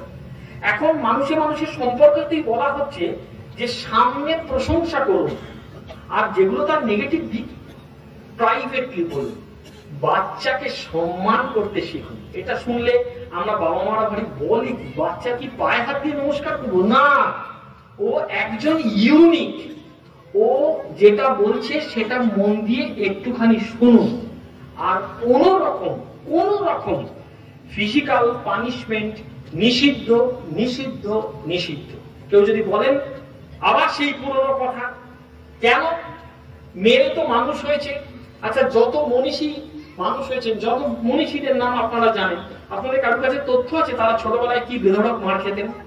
উল্টো তথ্য আছে যে আগে তো সবাই মার খেতেন, তাহলে সবারই মানুষ হওয়ার কথা। ওটা কোনো তথ্য নয়, ওটা কোনো তত্ত্বও নয়। আর তখন সবাই মার খেত, ওই জন্য মার খাওয়াটা কমন ছিল। এখন কিন্তু সবাই মার খায় না। এখন বাচ্চারা জেনে নেয় নেট দেখে যে মার খাওয়াটা ঠিক বা ভুল। আপনাদের ঘটনা ঘটলে যারা 4 থেকে 12, ওই জন্য আমি অ্যাডোলেসেন্ট পিরিয়ডের কথা বলিনি, আপনারা অনেকে চেয়ারে বসে থাকতে পারবেন। আমার পরিচিত একজন ছাত্র, তার বাবা তাকে মারধর করতে গিয়েছিল বা মেরেছিল, আপনি জানেন, সে গিয়ে পুলিশে রিপোর্ট করে দিয়েছিল এবং পুলিশে চলে এসেছিল তার বাড়িতে। আমার চেনা ঘটনা। এবং তার বাবা থরথর করে কাঁপতে লেগেছে।